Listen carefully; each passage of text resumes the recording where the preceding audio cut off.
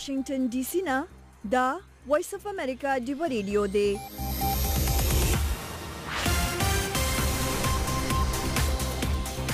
د ډیوه قدرمنو اوریدونکو او لیدونکو تاسو ته هرکلی وایو. خبري خپرونه پیل شول. ستاسو قربانیو زمونږه شهید او زه نصر کاکا. نن د شروع یا چهارشنبه ورځ د اکتوبر د میاشتې 10 نیټه ده او کال د 2013 دا مهال وخت شوی دی په پاکستان کې د شپې 10 افغانستان کې 9:30 او دلته په واشنگټن ډي سي کې د ماسپښین 1 بجه ده. تاسو ته هرکلی وایو. لومړی ستاسو پام راګرځوو د مهمو خبرونو سر ټکو ته. نړیوالې مالی ادارې یا IMF خبرداري ورکړې چې پاکستان د چین څخه د زیاتو پورونو له اخیستو څخه ډډه وکړي. ادارې دا هم ویلي پاکستان د لوی مالی مشکل سره مخ دی، خو وزیر اعظم عمران خان ولس ته باور ورکړی چې هیواد به له دې مشکله وباسي. بل لوري ته نن په پاکستان کې په دویمه ورځ هم د ډالرو په مقابله کې د روپیو بیه په بې ساري توګه ټیټه وه. اقتصادي کارپوهان د دې علت کمزوري اقتصاد ګڼي. او نن په نړۍ کې د تیزندۍ د سزا په ضد ورځ منځل کیږي. په پاکستان کې د بشري حقوقو ادارې وايي د پیچلي قانون د لاسه زیاتره وخت بې ګناه خلک تیزندي سي. سرټکی تاسو واوریدل وز غوښ شي د مهمو خبرونو تفصیل او د دې ترڅنګ راپورونه او موضوعات ته.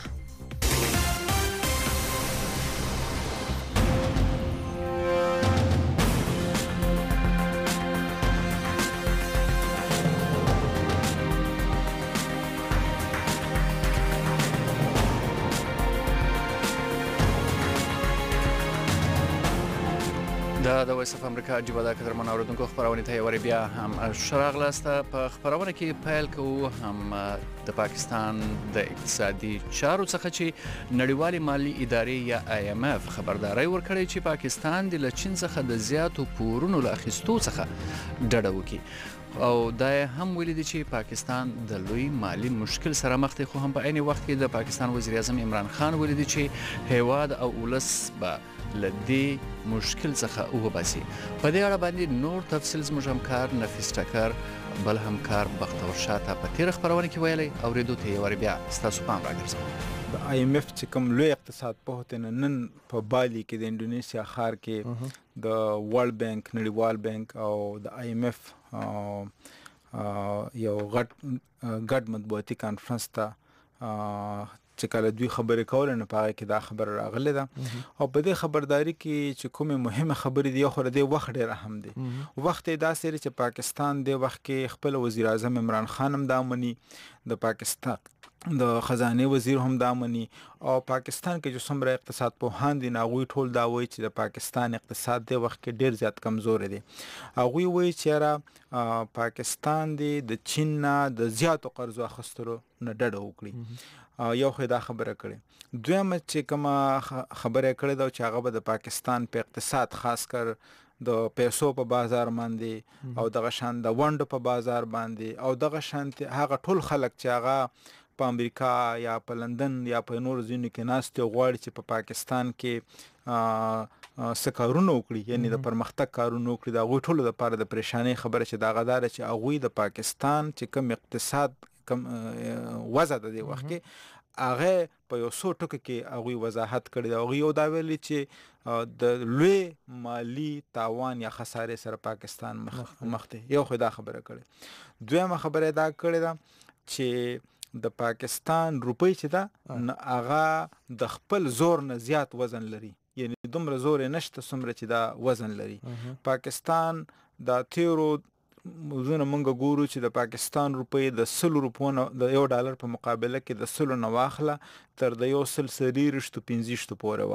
خو پرون چې د نکله د IMF سره پاکستان د خبرو کولو هغه رضامندي خو دا نو روپۍ سم د ټکه په بازار کې لاندې لاړه. اوس د پاکستان په تاریخ کې په لومړي ځل باندې د پاکستان روپۍ د ډالر په مقابله کې 1.3 دغه شانتي په بانکونو کې دنه او 1.3 د بانکونو نه بهر چې کوم د صرافانو بازار د پاغه کې ده.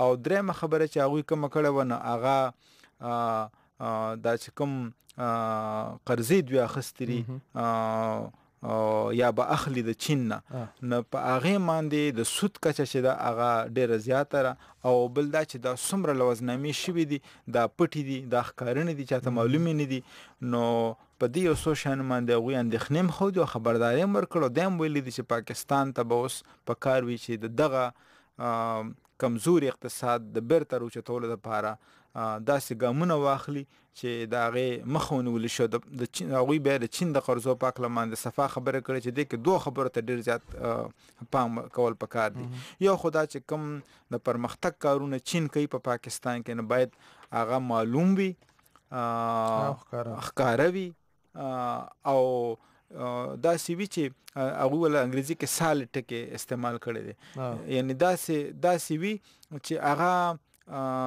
د چا نه پټ نه وي بس او ښکاره خبره وي نو تر اوسه پورې د پاکستان کې دننه چې کوم اپوزیشن دی یا دلته به زه ویم د امریکې د خارجه چارو وزیر پامپیو هغوی ټول د دې لوظنامو چې کوم یو اهم اړخ دی هغه دا دی چې ګینې دا اوپیک دی د انګریزي اصطلاح ولا استعمالوي او هغه دا دی چې ګینې چاته معلوم نه دي مبهم دي چې دا څه دي نفیس صاحب پاکستان په داسې ډګر ولاړ دی چې څنګه عمران خان هم ویلي چې قرضې به اخلي خامخا نو د چین د قرضو او د آی ایم اف د مرستو اثر بسي یعنی که دغه دواړه قرضو کې فرق څه دی ګوره داسې ده چې څنګه چې ما مخکې وویلې یو خو دا دی چې په دې وخت کې په نړیواله کچه باندې د امریکې او د چین ترمنځ اقتصادي جګړه روانه ده بیا هغه جګړه چې ده نه د هغې اثر د پاکستان غوندې کمزوري اقتصادونو باندې هم ښکاره کیږي او دا اوسنۍ خبره بیخي یو مثال دی آی ایم اف چې دی هغه ډېرو هیوادونو ته او بیا خاص کر هغه هیوادونو ته چې د هغې اقتصادي وضع معلومه ده او نسبتا خم ده هغوی ته قابل قبول دی چین د هغوی لوظنامې پټې دي د هغوی چې کوم کارونه دي هغه پټ دي هغه چاته معلوم نه دي هغوی سره هغه حکومتونه تلی شي چې هغه یا ډیکټیټرشپ ورکړي امریت ورکړي یا داسې حکومتونه تلی شي ورته لکه پاکستان کې به موږ ووایو چې هغه د یو ځانګړي ډلې په لاس کې وي په دې حالت کې کېدای شي خلک به د پاکستان مسلم لیگ نواز ډله م یاده کړي او د پاکستان پوځ به م یاد کړي چې کېدای شي د چین په هکله باندې یا چین سره چې کومې اړیکې وي نه هغې کې دا دواړه تقریبا په یوه صفحه باندې وکنه یعنی یو شانتې دغه و نو د چین نه چې تاسو قرضې اخلي د هغې اثر به وروسته راځي په ظاهره باندې به داسې ډېر نه ښکاري خو موږ سریلنکا ولیده او دغه شانتې موږ ملیشیا هم ولیده چې ملیشیا د دغې جال نه د ځان ویستلو دپاره چټ پټ انکار وکړو چې موږ د چین نه قرضې نه اخلو او سریلنکا پکې دومره ګیره شوه چې هغوی اوس خپل شیان چې کوم دي هغه په اجاره باندې چین ته ورکوي ځکه چې قرضې نشي ورکوي د آی ایم اف په حالت کې بیا داسې ده چې ته د آی ایم اف نه قرضې اخلي نه په تا باندې اعتبار ډېرېږي او تاسو ته پته ده چې څومره په تا باندې اعتبار ډېرېږي اقتصادي دغه به ورته کریډیبلیټي چې ورته وایي نه ستا کریډیبلیټي یا ستا اعتبار ډېرېږي چې اعتبار دې ډېرېږي نو هغې ته بیا شخصیتونه یعنی هغه اے بی سی چې څومره مالدار خلک دي هغوی هم زیالته کې په هغه ځای کې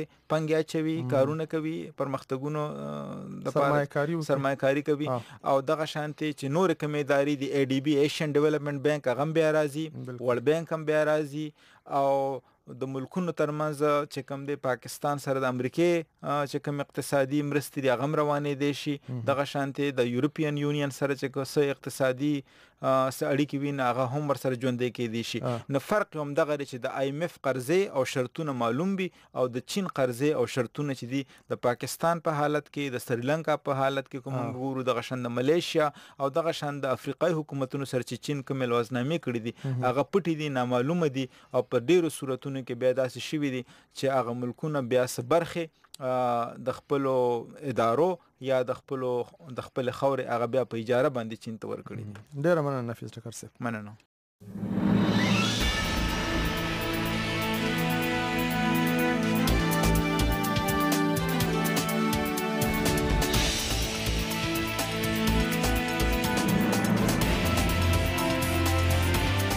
داسې یو ملک بل هم شته چېرته چې سعودي عرب او ایران یو بل ته په مورچو کې ناست دي خو د دنیا ورته لا خیال نه دی. دا ملک افغانستان دی او یقینا چې د دې دواړو ملکونو د تربورولۍ د لاسه غیر محکم افغانستان به د غربي دنیا سرخوږی نور ډیر زیات کی. امریکایي او بهرنۍ میډیا پاکستان او افغانستان ته څنګه ګوري؟ وړاندې کوونکې مختار خلیل، ځای VOA ډیوه.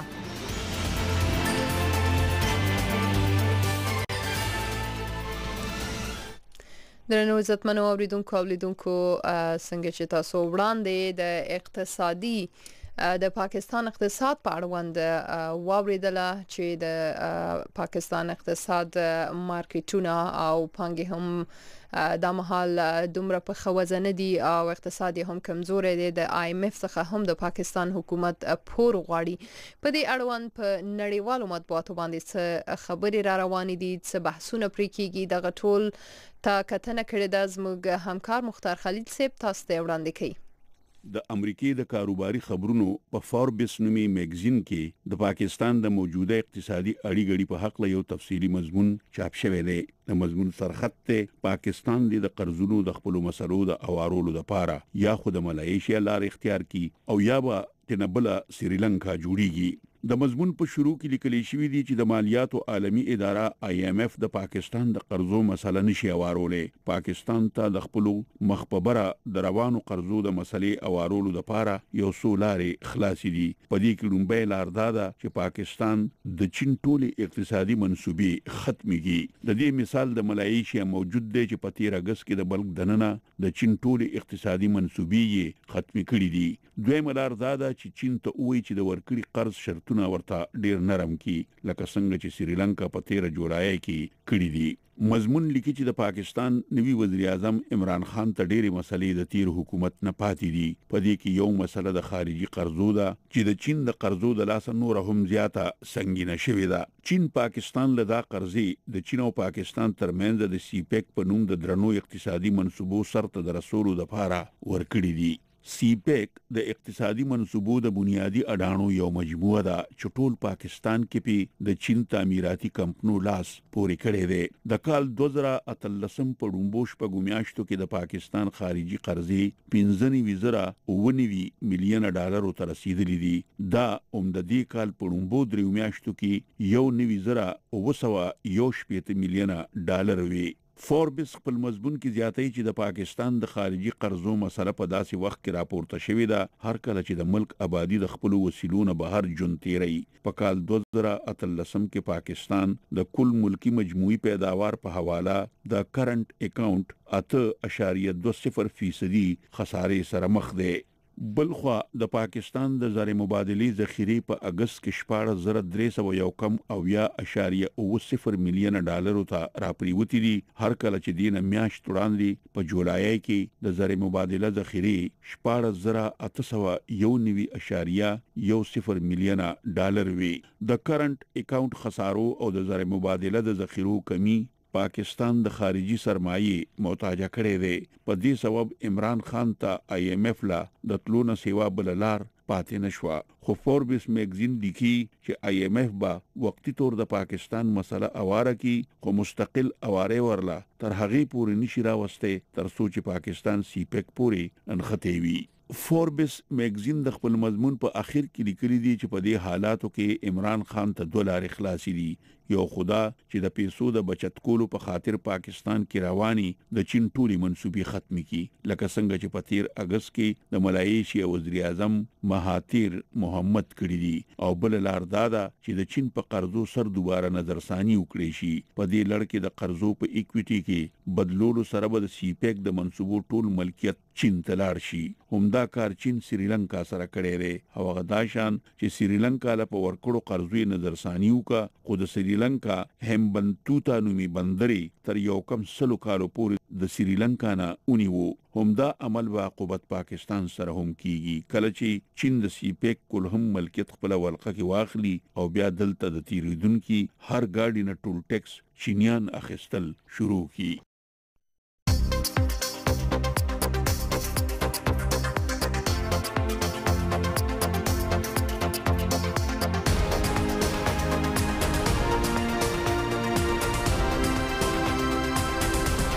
قدرمنو اوریدونکو خپرونه دوام لري او د مهال زو یو بل مهمه موضوع ولوري تاسو څنګه چې تاسو هم پرون واوریدل چې د امریکای له خوا افغانستان د سولې بهیر لپاره ځانګړی استاذ خلیلزاد زلمي خلیلزاد اسلام آباد تللی او هلته د لوړپوړو چارواکو سره لیده کاته کړې او د افغانستان د سولې پروسې په اړه خبرې اترې هم کړې دي.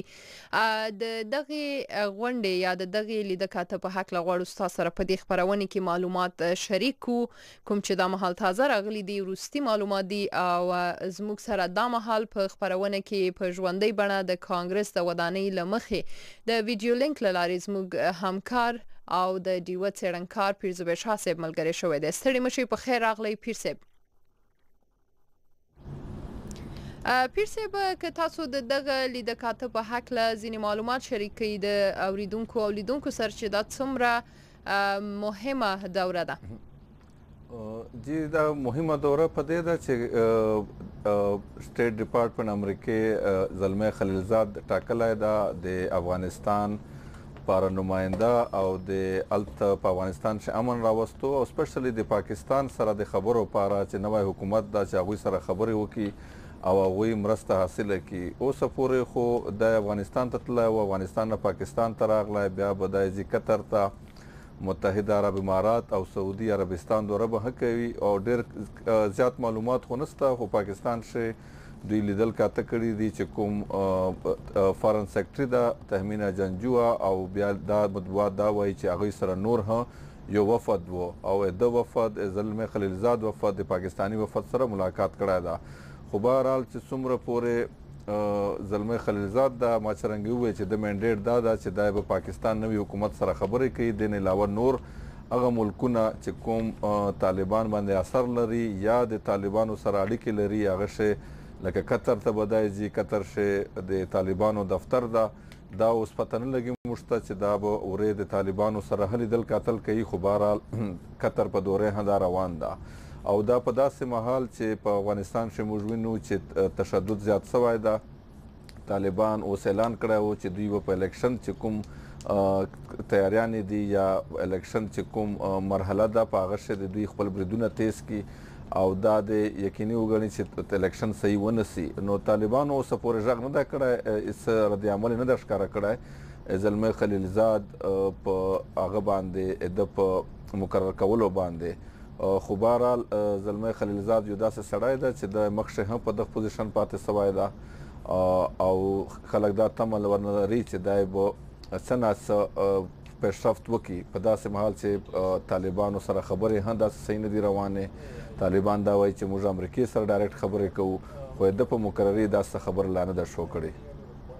پیر صاحب په ټولنیزو رسنیو باندې چارواک نور خلک څه بحثونه کوي څه غبرګون ښودل شوی دی د لیده کاته نه وروسته ځکه چې د پاکستان چارواکو تر اوسه پرې څه ویلي نه دي د دغه لیده کاته نه وروسته. نو پاکستان چارواکي خو بالکل څه نه دي ویلي.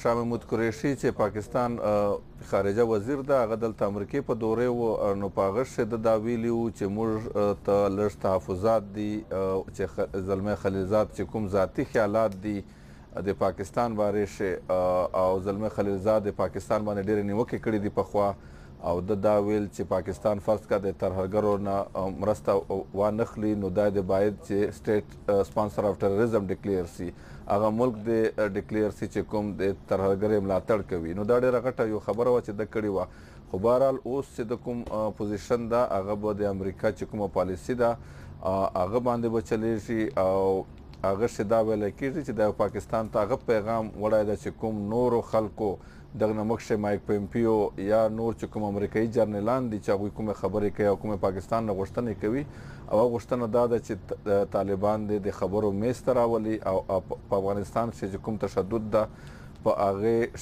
کمیشې د مرسته وکړي. نو ما څرنګه وویل چې اوسه پورې مطبوعات پیغلي دي د چې کوم خپل هغه د ډېر کم مشته معلومات دي چې دوی څه وکړل څه نه وکړل. پاکستان خارجه وزارت هم خالي یو ټویټ کړی او په ټویټ کې دا ویلي و چې دا تهمینه جنجوه او یو وفد سره ملاو شو نور د حق نه دی ویلي چې دوی کومه خبره وکړي په چشي باندې رضا سول او چې مخشه پرمختګ بچشای وي خو بهرحال زلمه خلیلزاد افغانستان شه پیدا شوی دا امریکایي دا د مخشه ډیره تجربه ده په افغانستان شه هتا لوک دا په امریکای په ریپبلیکن پارټي یو غړی ده نو ډیر مهم پوزیشن باندې دا او دا خیال کېدای خلک دا وایي چې د تکراري په افغانستان پر یو ښه عمل وي ولې چې دای په علاقې هم پوي دا په خلکو هم پوي دا او دوی توقع لري چې طالبانو سره په خبرو شي یو پرمختګ وسی سمه ده مننه پیرزبر شاه صاحب ستاسو څخه ډیره مننه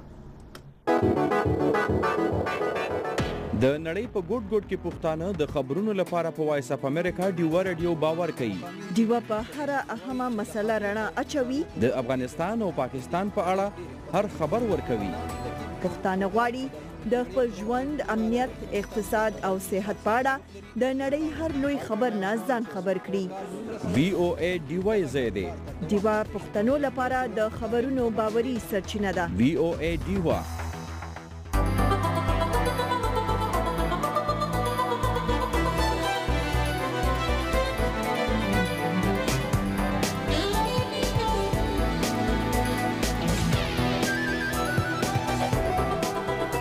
د وایس اف امریکا ډیوه د ګلو قدرمن اوریدونکو د خبرونې په دې برخه کې د ډیوه ځانګړې اونیزه خبرونه له واشنگټن تر خیبر پورې درته وړاندې کوو او د نن ورځې د خبرونې موضوع ده چې د خیبر پښتونخوا په ملکند سیمه کې په 8 میاشتو کې 3.5 کسانو ځانونه وژلي دي علتونه څه دي دا هم په دې خبرونه کې چې کوربه رحمان بنيري دی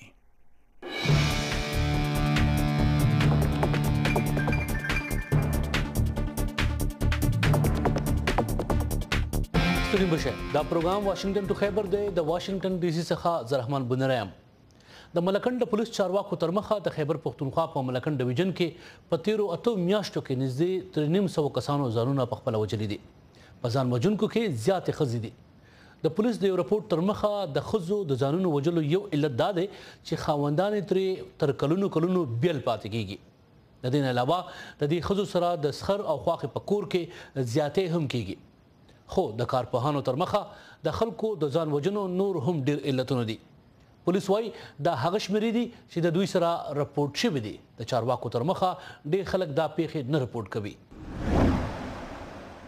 نن په خبرونه واشنگټن ټو خیبر کې په دې اهمه موضوع باس کوو د سوات نه زموږ سره ډاکټر میاں نظام علي صاحب او د ډیوه خبريال فیض ظفر صاحب ملګري کیږي تاسو دواړو سړي مشي وایم ډیر مننه جی ډیر مهرباني فیض ظفر صاحب رپورټ کې منغو ویل چې په 13 تقریبا 8 میاشتو کې 300 خلکو ځانونه وجلي دي او په دې کې زیاتره خزي د چا خاوندان چې د هغونه بل پیدا کیږي موږ په دې پوهه کا چې په سواد کې یا په بونیر کې یا په ملکند ډیویژن کې د خاوندان چرته دي چې د خپل خزو سره نه پاتې کیږي چرته دي بونیر سیب دا څه چې د سواد یا د بونیر د ډیر زیات خلک چې د په سعودي عرب کې یا د میډل ایست کوم ملکونه دي دوبۍ شو ابو ظبي شو یا نور د او امان شو په داسې ملکونو کې الته مزدوریان کې او هغه خلک چې کله لاړ شي الته پیړ باندې سلور نه 15 کال پورې وباسي ته د علاوه بیا د دې علاقو زیات خلک چې ده هغه ملیشیا جاپان امریکا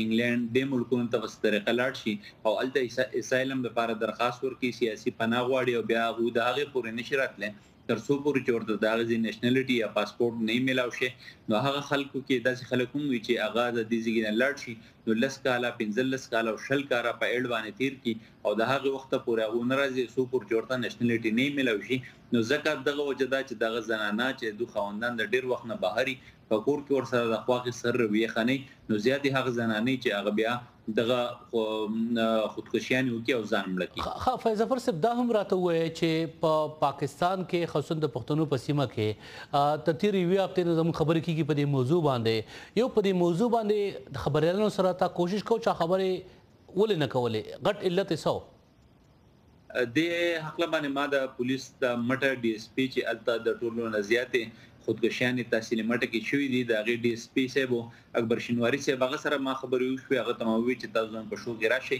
په دې باندې لږ تفصیل راکړئ چې ستاسو سره څومره رپورټونه درج شوي دي څو نه دي نو هغه دا وینا وکړه چې یاره زه زموږ ته بالا افسرانو نه چې څو پورې اجازت نه وي د هغې پر مونږ خبرې نه شو کولی او د دې خلکو د چا چې خپلوان وژل شوي دي یا ځانونه وژلي دي د چا لور ده د چا زوی دی د چا خور ده د چا ورور دی هغه په دې موضوع خبرې نه کول غواړي اربونیر صاحب د پښتو معاشره ده پښتو وطن دی نو په یو کور کې که یو مړی وشي او بیا به داسې حد کې مړی وشي چې زنانه د خپل خاوند د نه لیدو له وجې ځان وژلی یا یو هلک د عشق د وجې نه ځان وژلی یا په نمبر یې کمې راغلی وي نو پښتو په معاشره کې د هغو سره که په دې هکله څوک خبرې کوي نو هغه هم بد ګڼي او بیا میډیا ته راتلل د هغو دپاره ډېره ګرانه وي یو بل تپوس درنه کوم فیض ظفر صاحب چې په دغه سیمه کې د پښتنو په سیمه کې د جنۍ او د هلک واده وسم د هغو د خوښې مرزۍ نه بغیر کیږي او څومره ورونو کې اکثره ودونه کیږي د ماشومانو یا د پیغلو زلمو یاره داسې ده چې په 1% کسان په 100 کس په داسې چې هغه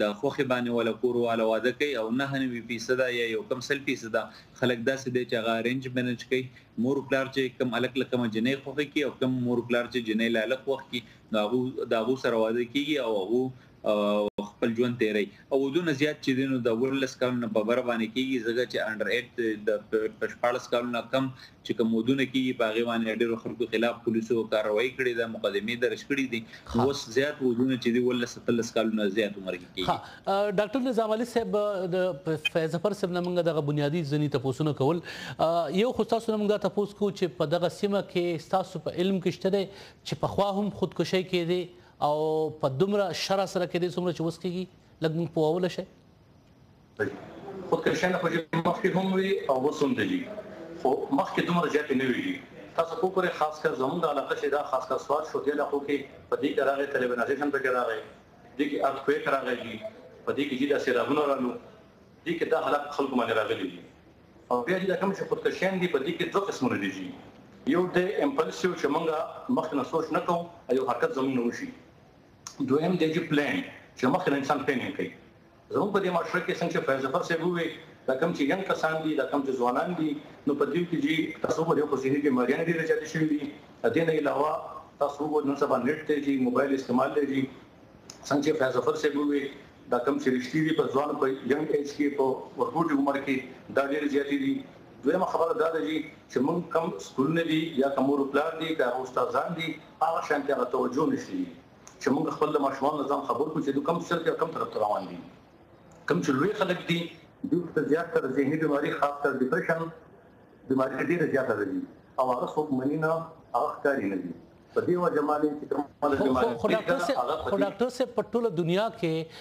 خودکشیانې کېږي دا واقعي چې نوې خبر نه ده خو ستاسو په سیمه کې د خودکشۍ د خلکو کچه چې دا داسې یېرونکی غوندې رپورټ دی ډېر حیرانونکی رپورټ دی نو د دومره انتهایي ګام پورته کولو لپاره انسان ولې مجبوره کېږي د پوهه کمی دی ناجوړتیاګانې خو په نورو سیمو کې هم وي د مسافرۍ خلک په امریکا کې فوجیان وي اکثره او پیغلې یا ښځې دلته وي هغه په مسافرۍ کې کال کال تېروي نو برداشت ماده کم شوې ده مسلې سیوه غټ علت څه دی ستاسو په خیال تاسو ته کنه بنیادی خبره یو تاسو ته مو وایي چې دا کومې زموږ ذهني بیماریانې دي کوم چې سایکیټریک یا سایکولوژیکل بیماریانې دي هغه کې چې ډیپریشن پکې په ټاپ باندې دی منشیات یا چې د نشي عادت پکې زیات پکې دي یا د دې نه علاوه زموږ بایپولر بیماریانې دي یا چې سایکاټریک بیماریانې دي د دې نه علاوه د خپل ځای باندې شوي د دې نه علاوه چې سوشل فیکٹر دی سوشل مطلب دا دی چې په کور کې څه مسله ده سکول کې څه مسله ده د واده څه مسله ده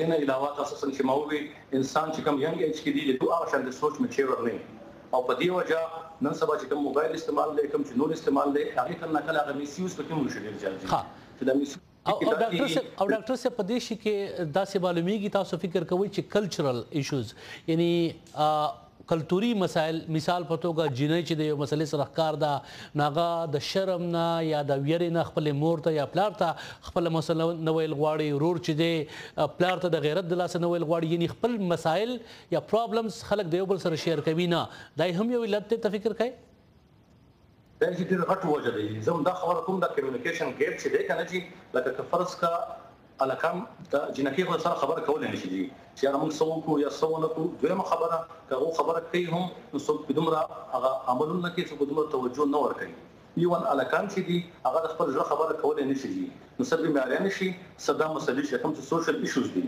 دا ډونه کمباین شي او دا خلک مجبور کی دا کوم چې دا سوسایټي کوي چې دا حرکت وکړي او دا څه شي دا څوک دا څه کولای شي ډاکټر صاحب ستا په حساب سره په دغه سیمه کې سیاستدانان خبريالان مورپلار مولان صاحبان چې کوم په لاوډ سپیکر باندې هر جمعه خطبه کوي په دې اهم ایشو باندې د خلکو اویرنس یا د خلکو شعور پورته کول لپاره څه مشوره ورکول غواړي څه کې دي شي دي چې مې خبرې دي مورپلار پټا باندې د کوم څه سودانه دي کوم چې ورونه کاران او د دې نه علاوه ها ډاکټر صاحب سره زمونږ په سکایپ په لیکه کې لږ مشکل دی موږ کوشش کوو چې موږ بیا لاړ شو ډاکټر صاحب ته فیض ظفر صاحب پولیس ولې په دې موضوع باندې خبرو انکار کوو یا تا د کمور پلار سره چې خبرو کړو ناغه ول انکار کوو ته خلکو سره د خبرو کوشش کړی پولیس خدا وینا وکم چې د مټي تحصیل ډي اس پی دی اکبر شینواری سی هغه سره ما خبرو وکړه ناغه د باندې جوړ کړل چې زمونږ بالا افسرانو نه اجازه نه نو دا پر مون خبره نشو کولای او د مور پلار په خپل باندې تاسو ما وی چې د پښتو معاشره داسې ده چې په دې حق باندې کړه تاسو چې کله تاسو کو د چا دا چې په دې مسله زموږ مرکه کول غواړم داغه جواب سو حاصل کې زم چې داغه جواب تاسو هغه سو ویل تا او چې په دې حق باندې موږ قسمه خبره کول نه غواړو او تاسو و چې د دې وجه دا غنی هغه چلته کې ټولنه چې دا یا معاشره چې د پښتنو دا پښتانه ها پښتو معاشره دا کلچر دا د چابکور کې څوک خودکشیو کې ځان وجني نو کم خلک چې دغه مرزي لذي ناغور سره پیغام راځي کوم دا خبره نه کوي چې د الک خودکشي کړي دی جنې خودکشي کړي خو خلک په یو داسې غم باندې لاړ شي لکه یو سړی چې په خپل مرګ باندې مړی او څنګه چې پښتنو په معاشره کې خلک دواله غم راځي لذي نو ما ځان غم راځي له دواله لذي او کبه د غم کې څوک دات پښتنو کې چې د الک یا جنې ځان ولې وجلې دي نو د سړي سره بیا ټول مرد دښمنی کې خبري ور سره نه کوي فیض ظفر دا د سنجیده او په ټول دنیا کې چې داسې مسله چته وشي نو خلک ډیر اهم مسله غني او په باس کې په پاکستان کې خاص توګه د پښتنو په سیمه کې په دې باندې په میډیا کې په سیاست کې په پارلمان کې په مذهبي مرکزونو کې باسونه کېږي خلک فکرمند دي تا محسوس کړی دي په دې باندې چې د کم تفقیش تاسو وی د طبقو کې هیڅ فکرمن نه دي البته خبري اعلان هو هڅه کړې ده چې په دې باندې خپل رپورټونه جوړ کړي دي لکه پاس یو څورز مخکې په وایس اف امریکا ډیوه باندې په یو اډیو رپورټ کې چې دنه په دې باندې موږ یو تفصیلی رپورټ جاری کړو ورسره د سیول سوسایټي خلک چې د کم کسان چې د کم تعلیم یافته کسان چې دي داغه په دې باندې فکرمند دي او بار زموږ سره رابطه کوي تاسو نه کوي بعضي انجوز هم داسې دي چې هغه په دې اخلا چې کله رپورټ زموږه نشر شون داغه نه پسې رابطه شروع کړې دي نو اوس هم ډاکټران سره موږ رابطه کړې نو ډاکټران هم دا وایي چې په کور کې داسې کم الکانو جنکو ته مسلې او داسې هغه ته فکرمن خلک کاری شي خفقي پکاري پز لګي نه لګي نو پکار دا چې هغه کسان فوري تور د نفسیاتو ډاکټر ته یا هسپتال ته بوزي چې دا هغه بر وخت علاج کیږي او هغه د خودکشي د ټول نغټ اقدام نه ځان بچ کړي ډېر مهرباني فیض ظفر صاحب موږ به ډاکټر نظام سره کوشش کوو زموږ تماس بیا وشي یو تاسو دغه بل کول غواړو نظام صاحب زما تاسو دا چې تاسو وای په ټولنه کې د دې کار د آگاهی لپاره د شعور راپورته کول لپاره څه کړی دا کول شي نور تاسو د من خبره کومه دا کم چې د سوسایټ کیږي په دې کې دا کم چې دوایي ملويږي ارزه کې اویلیبل دي کم چې د اصلها د ارزه کې اویلیبل ده کم چې د ویټ پنځ ورته وي دا کم چې دوی استعمالي ارزه کې اویلیبل دي په دې د کوټې روک تام پکار دی ډیر زیات حکومت سایډ نه اغلب ضروری دی هغه شانتي او زه بار خبره کوم دا کم چې سټیګما دا د منټل هیلث بیمارو کې د دې باره کې اویرنس ډیر زیات ضروری دی تاسو نه اخرت تاسو کوم ډاکټر صاحب هغه میندې پلرونه خواخ خر خويندرونه خزما شومان څوک شي داسې فکرمند دي او ځان وجل غواړي یا پاغو پکور کې داسې بیره ده تاسو ول غواړي څنګه ځان بچ کولای شي انسان د مرګ نه بچ کول شي مین خبره ده سپیشلی فیمیل باره کې تاسو ګورئ فیمیل چې دی هغه اوور برډن دی هغه باندې بوج ډیر زیات دی دغه چې ماشومه واده کیږي نو عمر دغه هم ډیر کم په معاشره کې دی هغه ته خاوند جدای د خواخ ده د سر ده د خاوند ده د فیملی ده غم خادي ده شو او د کور کار هغه کوي په هغه څو پر دې توجه نه ور کوي او دا کم چې جی د ورکینګ وومن دی په هغه باندې لوډ ډیر زیات دی ځکه چې هم د جاب کوي هم د کور کار کوي او دا څو نه مني چې دا ستا مرز دی یا خبره دا شانتي نو په دې وجه مین خبره په دې کې راځي چې کوم زمونږ فیملی ممبر دي کدي څوک خبره وکړي نو هغه لایټ دی خپل پکار نه دي دا خبر لګ سیریس پکاري چې دې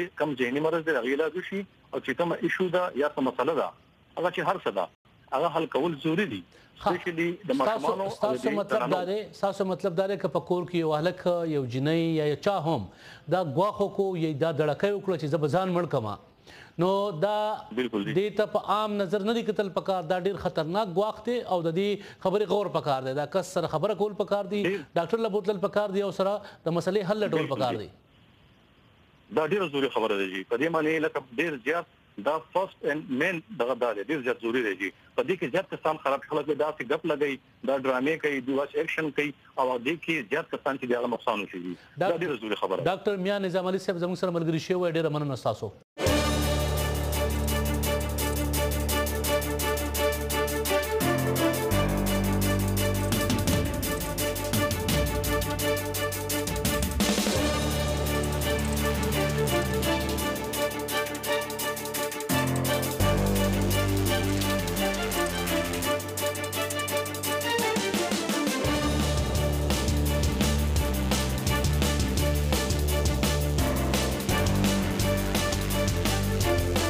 اوس ګورو چې دا ونې په ټولنیزو رسنیو تر ټولو مهم خبرونه سو دا برته وړاندې کوي زموږ همکار محمد علمگیر صاحب مدیر صاحب په سوشل میډیا د توهین رسالت په تور بندي آسیا بیبي د چا د قضیې په اړه د پاکستان سترې محکمې چې خپل فیصله محفوظه کړې ده او اندازه ده چې را روانه میاشت به و هم روي ډیر خلک په دې اړه خبرو کې ډیر محتاط دي خو بیا هم په سوشل میډیا په دې اړه بحث ډیر ګرم دی لیکوال ډاکټر اسامه صدیقی په خپل ټویټر باندې لیکي د قاضي بټي د قتل لپاره خلکو راپارولو کې د مولا خپل جرم په ډاګه منل هم دغه تن لخوا په ډاګه دا اعلان کول چې هر هغه کس واجب القتل دی څوک هم چې د آسیا بیبي د راخلاصولو هڅې کوي د سلمان تاثیر د قاتل په ډاګه ستاینه کوي او د ویډیوګانې په سوشل میډیا باندې پرتی دي آیا د پی ټی آی حکومت او د ریاست پلویان به د خلاف ګامونه پورته کړي د الغاو تلغاو او د وینې تویېدو وړاندې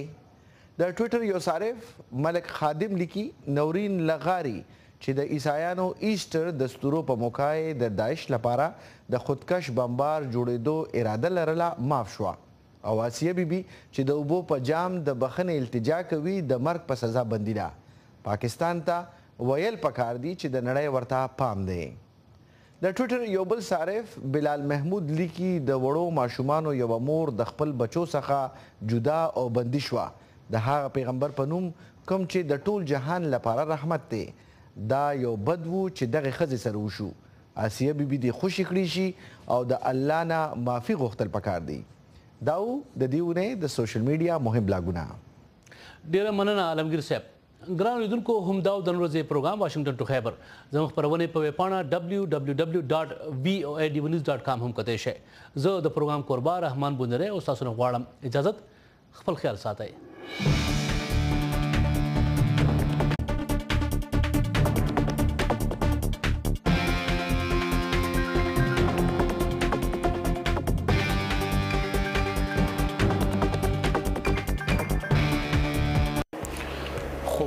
اوریدونکو او کتونکو تاسو مونږه په ډیوه ریډیو په فیسبوک او په ټویټر په دوانو باندې تاسو مونږ فالو کولای هم شئ او تاسو خپل نظر هم مونږ ته رالیږلی شئ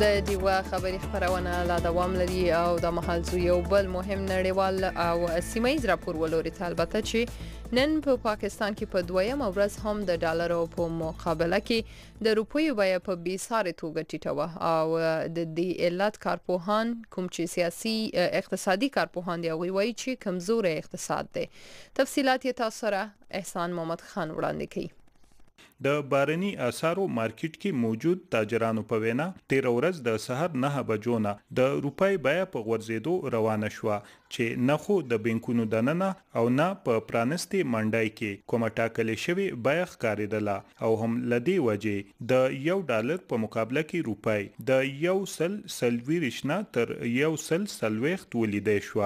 سیړنکار او د اقتصادي چارو ماهر پروفیسور منظور احمد وای د روپۍ غورځېدو لوی وجه چې د بارني اثارو کمیز تکنیکی او انتظامی علتونه دي. موږ سره کوم د زر مبادله کوم ذخیره دي نو هغه د حکومت کوم چې اعداد و شمار راځي نو دا غي نه پته لګي چې هغه ډیر کته راغلي او ګورنمنت په خپل دا بیان کوي چې هغه موږ سره د شپږو هفتو لپاره د بین الاقوامي ادایګي موجود دي. ظاهر ده په داسې حال کې چې دنو د بار خلک موږ سره کم کار کوي کم تجارت کوي او کم اعتماد په موږ باندې کوي چې دا غي سره معاشي شخصروي راشي. دا صورتحال به بالکل پیدا کیږي د سره چې د دې د ازالې کولو مختلف طریقې کار موجود دي. خدا د چې هغه د لږ وخت کې نه عملي کیږي کوم چې عام خلکو ته کوم تاوانونه ورشي نو هغه به ورشيدلی چې بیا به پښتاغي هغه عمل کوي. پاکستان چې دا وخت د اقتصادي او معاشي کمزورو سره مخ دی او د بارني اثارو کمیز لواجه د روپۍ په مقابله کې $1 بیه په برخه تلې. سیړنکار زلاکت خان په وینا د $1 په وجه باندې چې کله موږ د روپۍ په ټرمز کې والو نو کتا سو ګوري نو د سره زمونږ کم قرضې په موږ باندې نو هغه په بلین په حساب سره او خاطر په موږ باندې موږ یو اقتصادي بحران ته مخامخ یو الله دې چې زمونږ د اوزي حکومت خدا وی چې را د 2-3 کالو پورې به دا مسله روانه او 2-3 کال پس کم دي نو دا به ټیک شي او کومګه د خپل تاریخ باندې ګورو نو دا زمونږ د 14 ځل شو چې موږ IMF ته ځو نو مسله چې کوم دی هغه ګمبیره ده د روپیا بیه به نور هم کمیږي ځکه چې بیا به موږ بهر شیزونه کم اخلو زموږ د روپیا د پاره به بهر طلب کم وي او د بهرنیو کرنسیانو دي لکه ډالر شو پاوند شو د هغې د یورو د پاره به پاکستان کې د هغې طلب به زیات وي نو بیا به د روپیا قدر غورځېږي. څېړنکاران وایي د روپۍ بیه غورځېدو له وجې د وارداتو او صادراتو ترمنځ هم ډېر لرېوالی راغلی او په راروان وخت کې د تجارتي خسارې وړاندې نه موجود کچه هم سیوا کېدای شي چې د دې سره په هیواد کې موجوده ګرانی به نور هم زیاته شي. احسان محمد خان ویو ډیوه پیښور.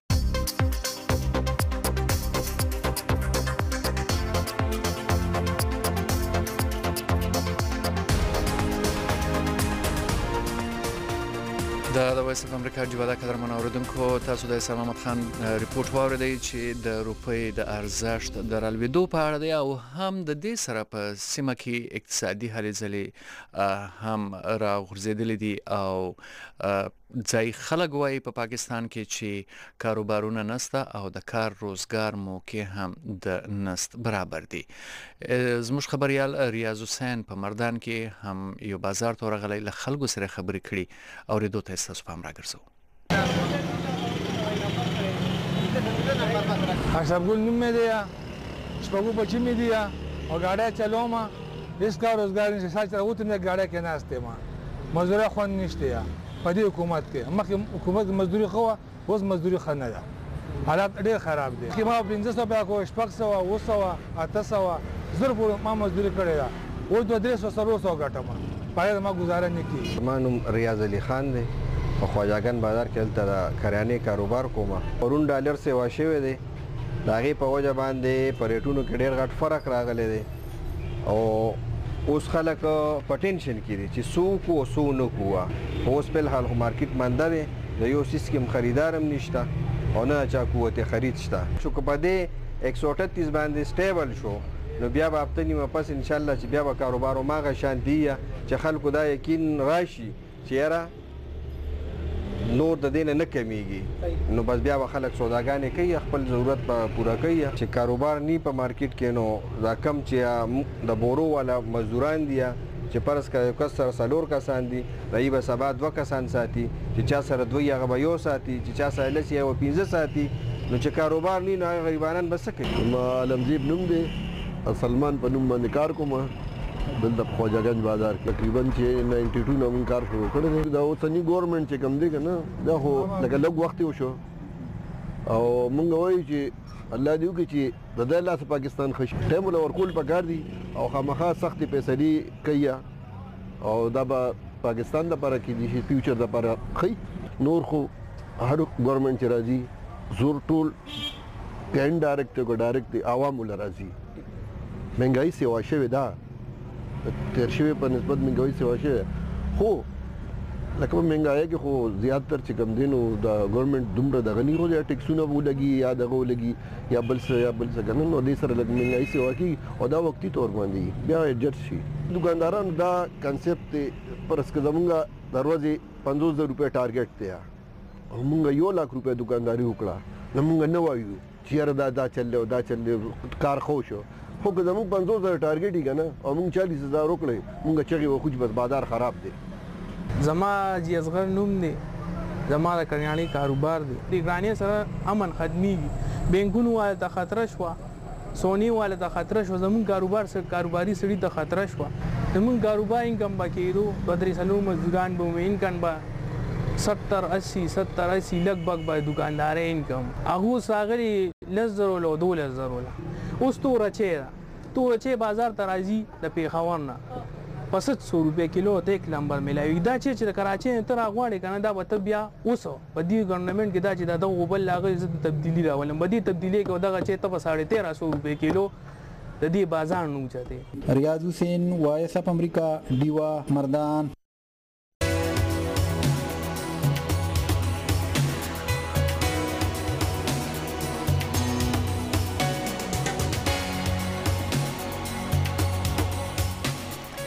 قدرمنو اوریدونکو او لیدونکو زو یو بل مهم راپور ولوري ته چې د پاکستان لپاره د چین سفیر یانګ ویلي دي چې سیپک کې د سعودي عرب په سرمایه کاری چین ته هیڅ اعتراض نشته نو موري د خبره نن د بلوچستان سرخار کوټي په پریس کلب کې په یو خبري کانفرنس کې کړی دا نور تفصيلات یې تاسو ته حمید سمسور وړاندې کړي د کوټي په مطبوعات کلب کې له خبريالانو سره د خبرو پر مهال باندې د چین سفیر مستر یاو جینګ ویل چې دلته د نوي حکومت لراتګ څخه وروسته دوی د سیپک پروژو ته برته کتنه کړې ده او له نوي حکومت سره د نوو پروژو پر ګډېدو باندې هم سلاسوي دي د چین سفیر ویل چې د سیپک په پروژه کې د سعودي عرب پر ګډېدو باندې د دوی هیڅ ډول اعتراض نشته د ویل You have a new election, you have a new government, and the new government has a new vision, has their own agenda, and their priorities. So as just now, as I have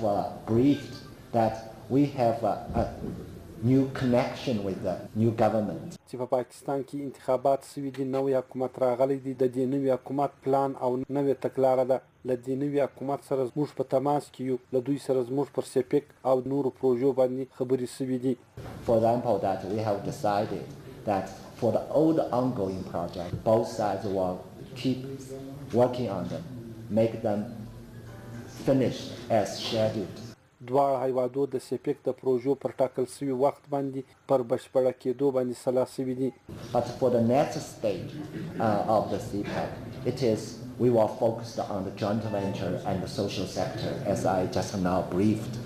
We have also decided that the more resources should be given to the western provinces. پر روان پړاو کې به موږ ټولنیزو څانګو او په ګډه به ودې ته پاملرنه کوو دواړه هیوادونه ولویدیزو صوبو ته د زیات وسایلو ورکولو باندې هم په یوه خوله سوي دي د چین سفیر یاو جینګ پر مخ زیاته کړله چې زموږ دا خواهش دی چې دغه د لوی لارې پروژه د افغانستان له لارې د مرکزي اسیایي هیوادو سره ونښلوو د ده په خبره چې له دې څخه په پاکستان کې د روزګار مواقع ډېرې زیاتې شي او په ځانګړې توګه دلته په بلوچستان کې په کروندو څارویو او په معدنیاتو کې د پانګو اچولو ډېرې زیاتې موقع موجودیت لري د چین سفیر مستر یاو جینګ دا خبره هم وکړه چې دلته د سوداګرانو غوښتنه د چین حکومت د دلې په کوټه کې خپل سفارتخانه پرانیسي د په خبره چې موږ به د چین ولورپوړو چارواکو ته دا خبر رسوو او پر دې به خپل فکر او غور کوو د چین سفیر مستر یاو جینګ په کوټه کې دلته د بلوچستان اعلی وزیر او له صوبایي کابینې سره هم ولیدل د په یو شمیر څانګو کې د سرمایه‌کاري جاج اخیستی دی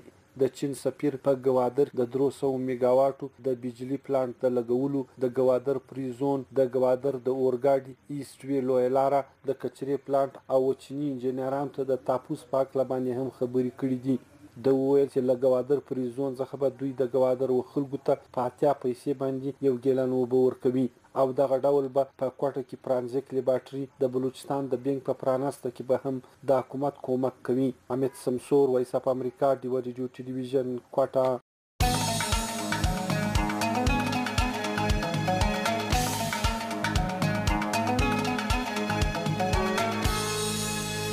د وایس اف امریکا ډیوه د قدرمن اوریدونکو خبرونه دوام لري. تاسو کولی شئ چې د فیسبوک پر پاڼه باندې په ژوندۍ بڼه د خبرونه ووینئ facebook.com/voa ډیوه. او هم یو بل ریپورت ولور تاسو په امر راګرځو چې نن د تیزندیو په ضد نړیواله ورځ منځل کیږي او په پاکستان کې د بشري حقوقو ادارې وایي چې په هغه هیواد کې زیاتره وخت بې ګناه خلک د کمزوره او ناسمه قانون له امله تیزندي شوي دي. په ټوله نړۍ کې د تیزندي سوي کسانو 60% په پاکستان کې دي او د بشري حقوقو د پاکستان د ادارې یو چارواکي زورا یوسف وایي چې نزدې 1500 کسانو ته د 2014 راهیسې پاکستان کې تیزندي ورکول شوې ده چې ډیر کم پکې ترګر وو. تفصیل اورنګزیب خان په دې ریپورت کې راکوي. خو پاکستان کې د بشري حقوقو خپلواک ادارې یا HRCP مشره زوره یوسف وایي د مرګ سزا باندې عمل بندیز ختمولو پس نږدې 1500 خلک تیزندي شوي دي او د دوی مرګ سزا باندې عمل اجازه به د پولیس لښکر ورکولو. خو دې کې ډیر کم ترخګر وو او اکثر لا خلک وو چې په نورو جرمونو کې ککړ وو. زوره یوسف وایي دلته دوه رونه د پاکستان سترې محکمې یو مقدمه کې بری کړل خو هغه دوه رونه د بری کېدو نه وړاندې تیزندي شوي وو. دغه شان یو ذهني معذوره تن هم تیزندي شوی دی چې ښایي دلته قانوني نظام څومره کمزوری دی. زوره یوسف وایي د دوی اداره ځکه د مرګ سزا پر ضد ده چې ګڼي پاکستان کې د انصاف تقاضې نه پوره کیږي.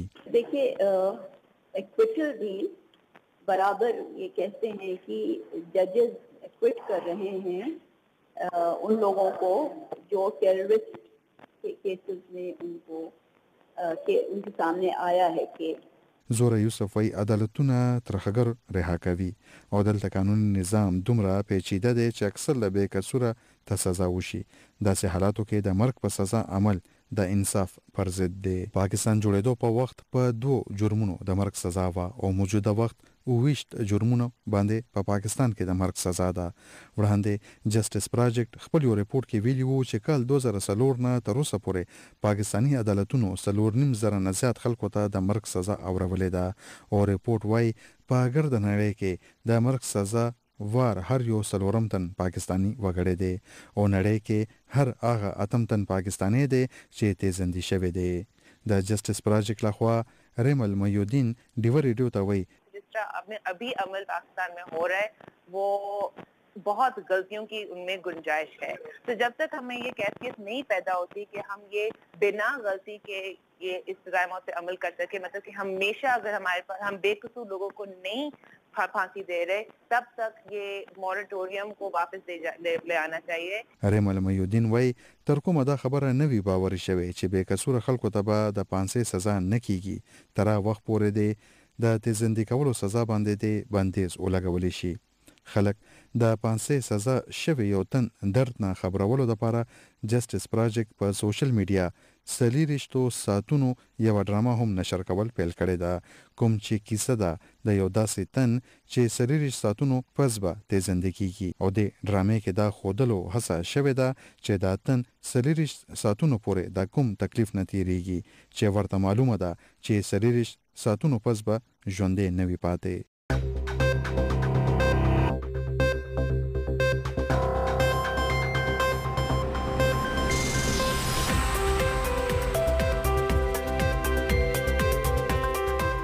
قدرمنو لیدونکو خبرونه لا دوام لري. د مهال زو یو بل مهم راپور ولورته چې د ملال فند په یو ریپورت کې ویل شوې دي د جنونو تر 10 یا 12 ټولګي پورې تعلیم ترلاسه کولو څخه اقتصادي وده هم زیاتېږي.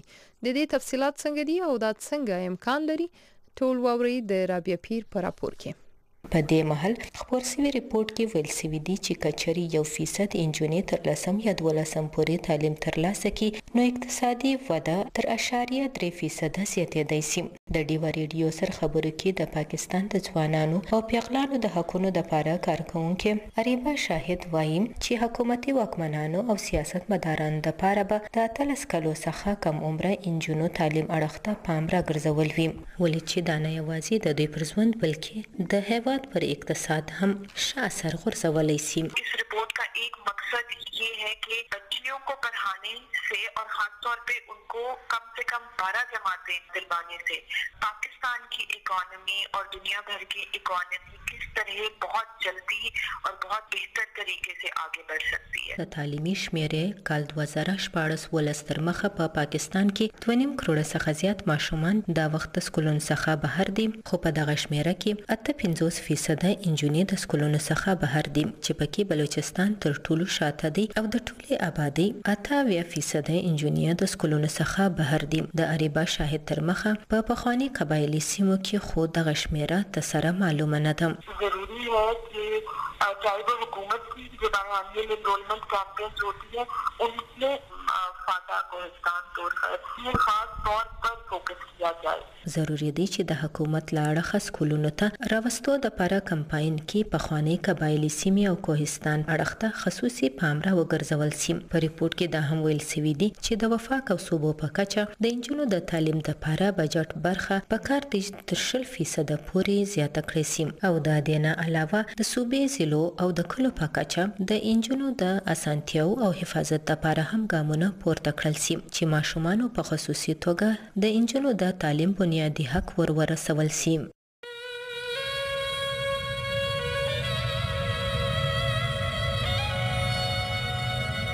ما خوب لیدلې نتیجه به ډېره زر وخیږي د پښتو ویلو نه به ډېر خلک منکر وخیږي. دا د پښتنو نامرور د مومندو شاعر عوض خان دی. یو بل شعر کې وای او پښتون وروره خپل علاج د مرض معلوم کا یا په پتا کې ویځړې یا به کینسر وخیږي او د پښتو ویلو نه به ډېر خلک منکر وخیږي. ځان تکړه کوي هسې نه د عوض خان خوب رښتیا شي. پښتو وای پښتو لیکي پښتو لولئ.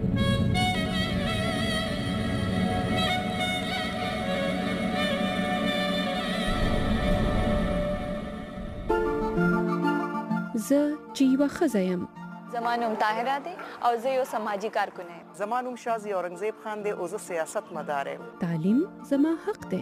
زم ګلان په کراچۍ کې اوسېږم او سبق هم په کراچۍ کې وایم. زما نوم کامله خان میا خیل دی. د خپل ژوند ټول مقصد مې مېرمنو په سیاست کې اچولی دی. زما نوم ډاکټر زهره دی او زه هسپتال کې کار کوم. زه د خپلې خوښې د ژوند حقداره یم. زما نوم زهرا شاه دی. زه په کراچۍ کې د زنانو د جنکو او د ماشومانو د تعلیم او حقونو لپاره هلې ځلې کوم. زه د نوې زمانې تکړه پښتنه یم. زه بیبي شیرینه یم.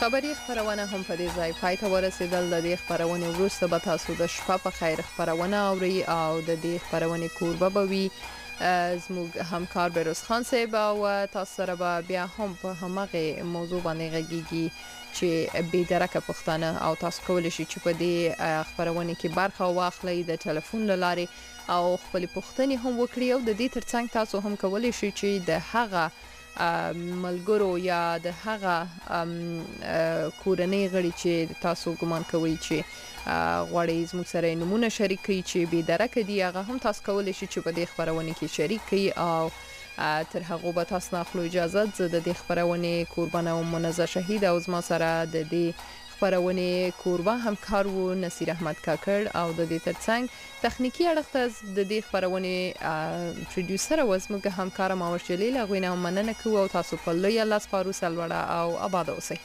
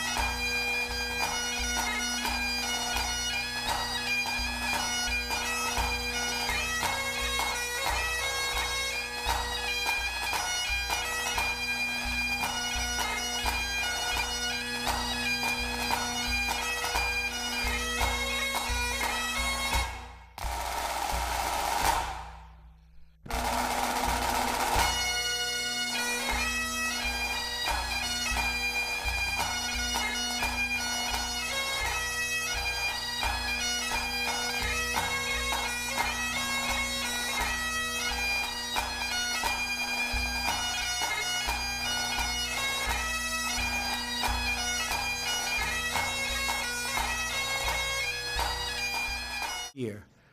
By contrast, the average lowest premium for short-term coverage for this individual is $1,300 a year, a savings of $3,000. And I would say, most people would say it would be better. So it's much less money and it's better.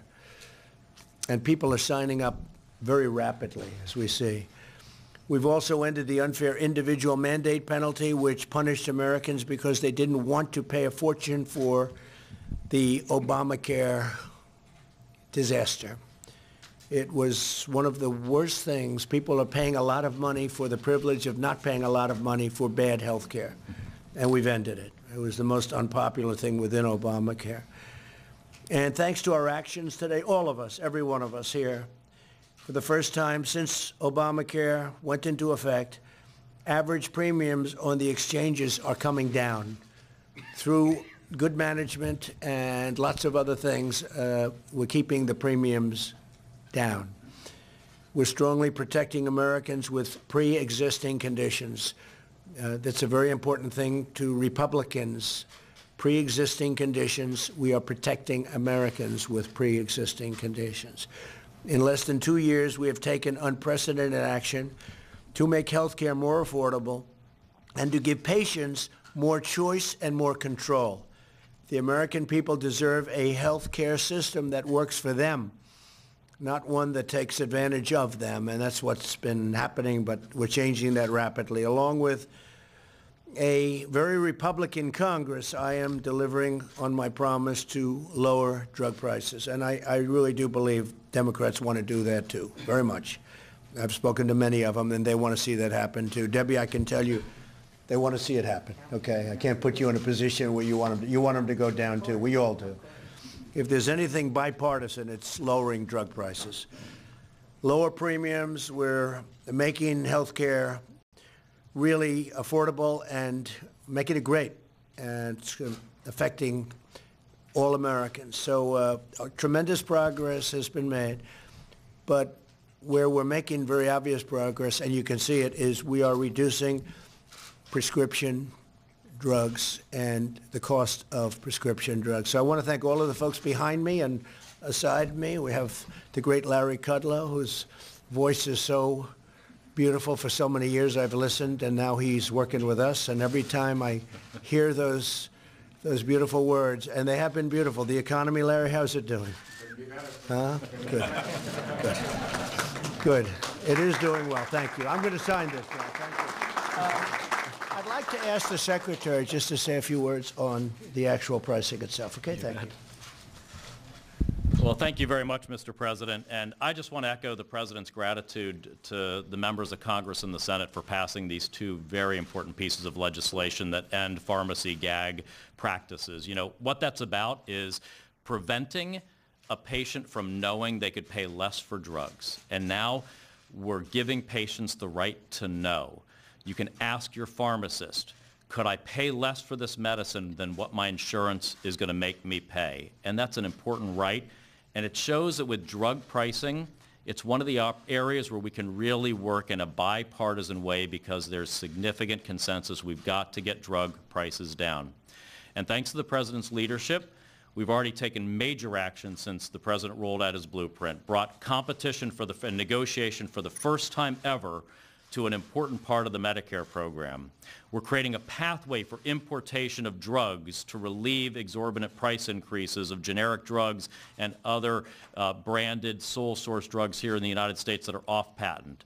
And he's also brought increased competition through generic approvals and historic levels, and ended gaming by branded companies to prevent the entrance of new generic drugs, and more on that coming soon. And this is just the tip of the iceberg. In the weeks and months ahead, we have got so much more coming in terms of regulatory action to bring down the price of drugs in this country, and the President is adamant about that. We're going to deliver on that, and it's all coming to a theater near you. And thank you very much, Mr. President, for your leadership here. Thank you very much. Thank you.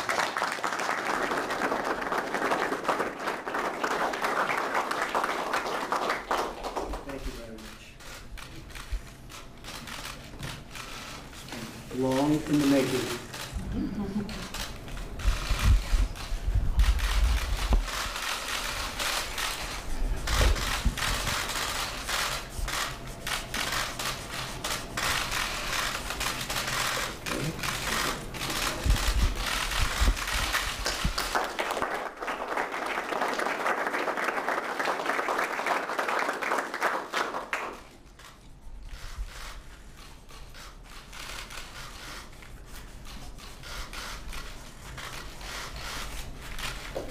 Okay, that's a big...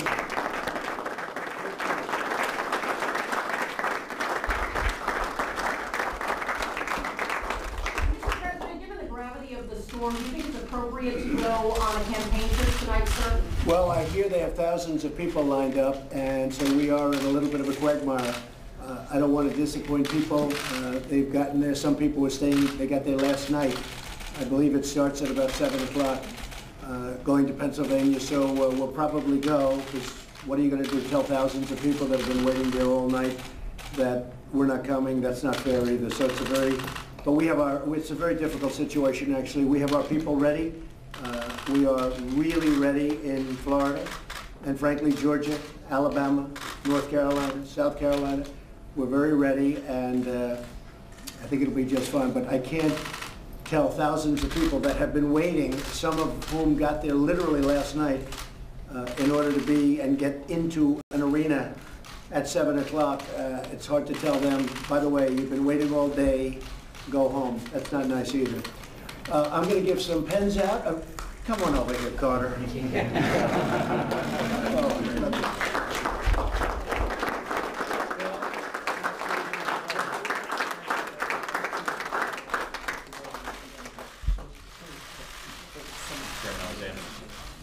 Lamar, thank you very much.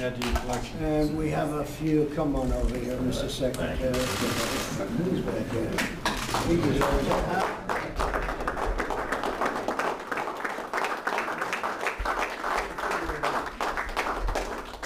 Everybody all set over here? Okay, well, thank you all very much. Appreciate it. Thank you.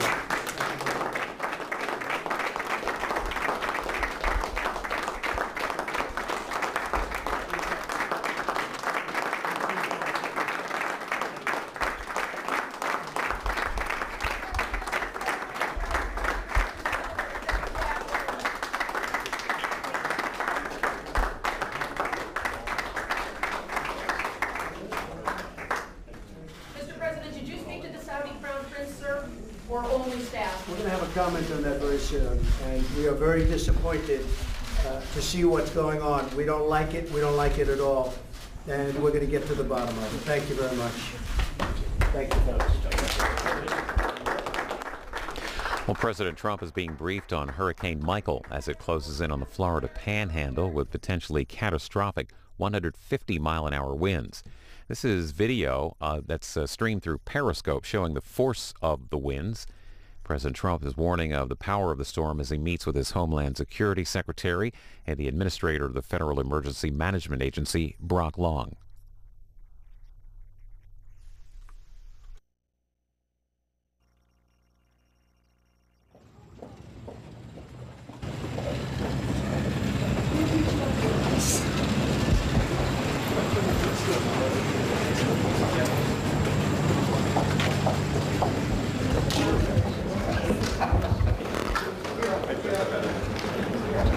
Hey guys, don't get so close. Need some room to move.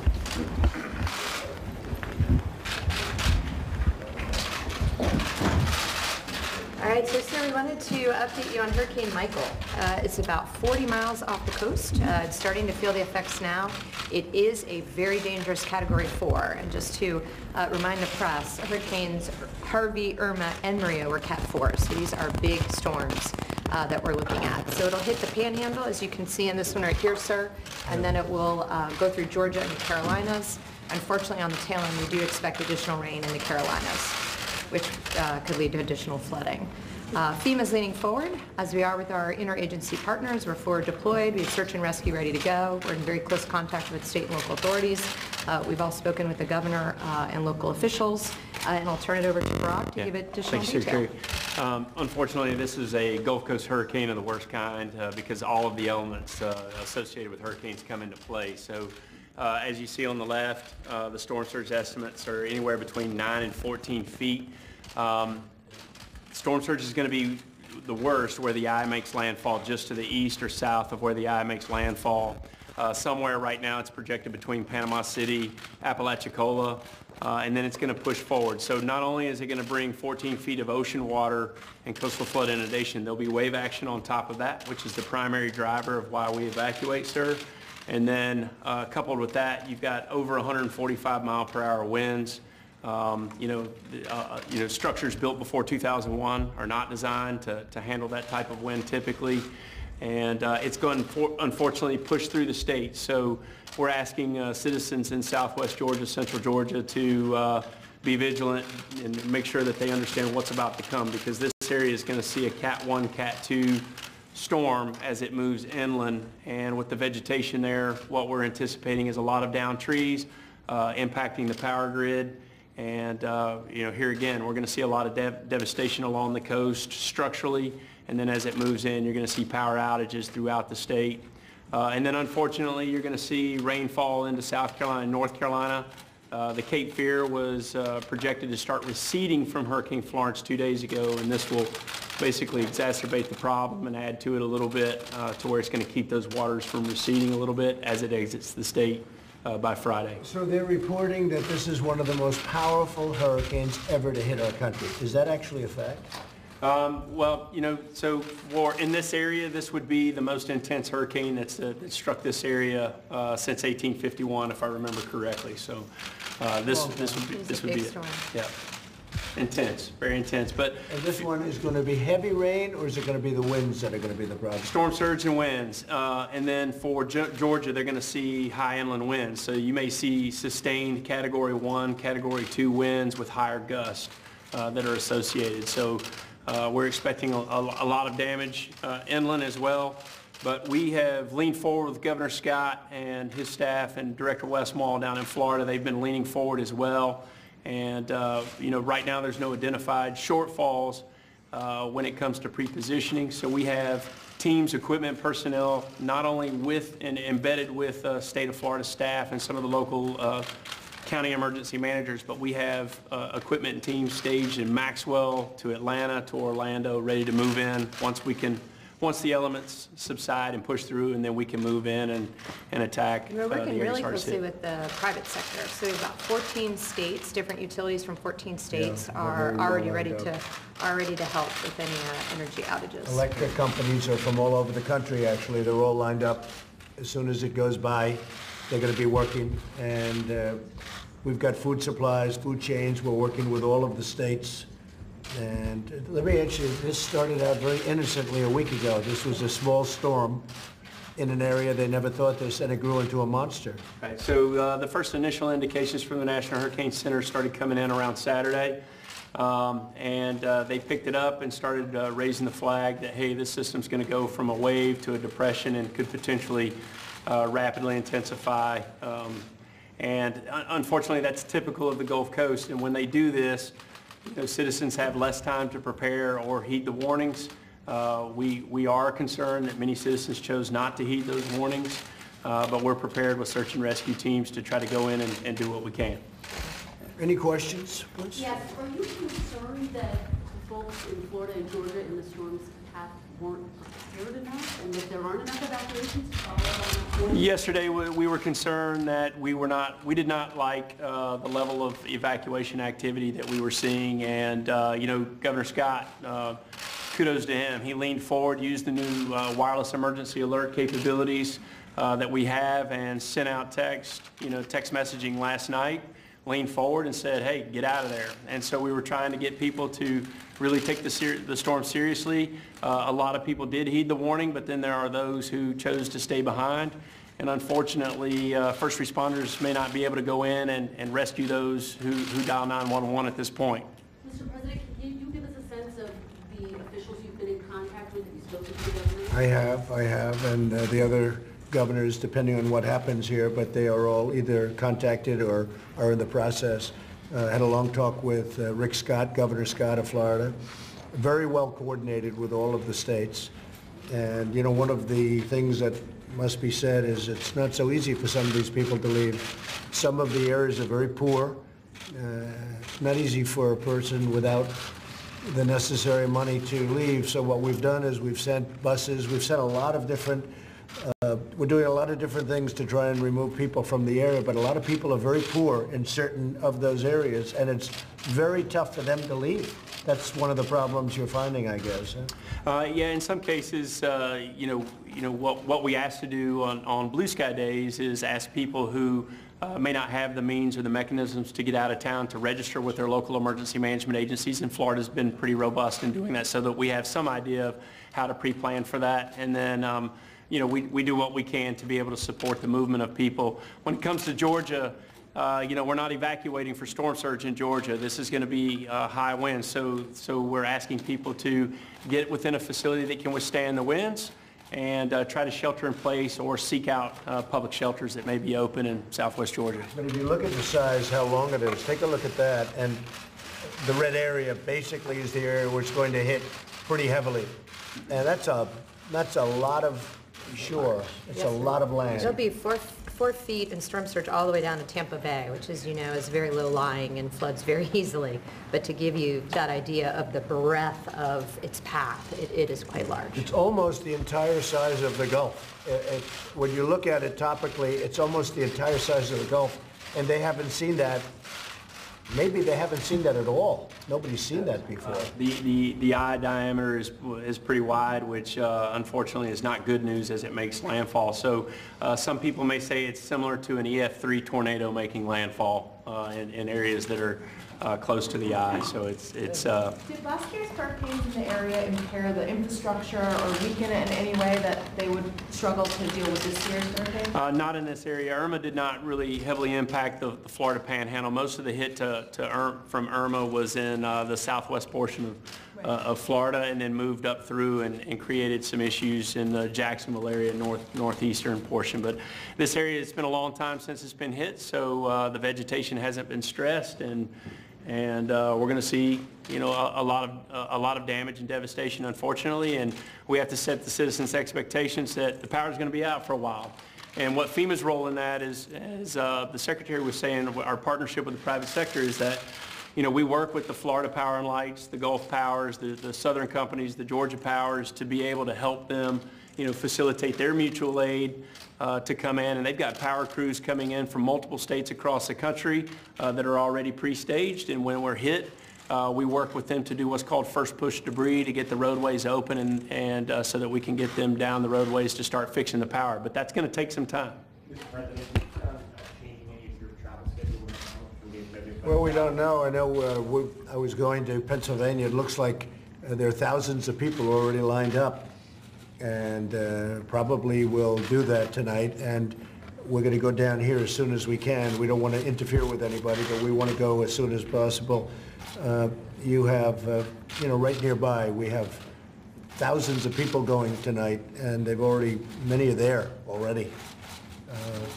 What time were you going to be there? What time were we planning on that? The rally that I'm scheduled at 7 o'clock. Yeah, it's about 7. You're going to go ahead? Well, I don't know what to do because you have so many people already there, and it's sort of unfair to them. So it's a mix. I'll be totally focused on this, but we're going to make a determination over the next little while. But you had people that... Is it more difficult for you to pay attention to the storm if you're doing No, because I have great people, including these two, but I have great people. It wouldn't make any difference in that sense, but I would like to be seeing what's going on. We want to get down there as soon as possible. At the same time, I don't want to go down where we're interfering with the people, first responders, the FEMA people. I want them to focus on the storm, not me. So we'll probably look to Sunday or Monday to go down and meet with the governors, meet with everybody, and do what we have to do, like we did in North Carolina, South Carolina, where that worked out really well. Now, they're going to get hit also. I mean, North Carolina and South Carolina are going to get a lot of water. Nothing like they had 2 weeks ago, but they're going to get a lot of water also. And that water is still draining out. So this is a pretty big problem. I really worry a little bit about South Carolina and North Carolina from the standpoint they're already saturated, and they're going to get a reasonable hit, right? Right, yep, they will. So you're going to see as much as possibly 8 inches in isolated areas through South Carolina and North Carolina. And as I said, it's all about the rivers being able to process the water from Florence, and some of them haven't had the time to do that, so this doesn't help.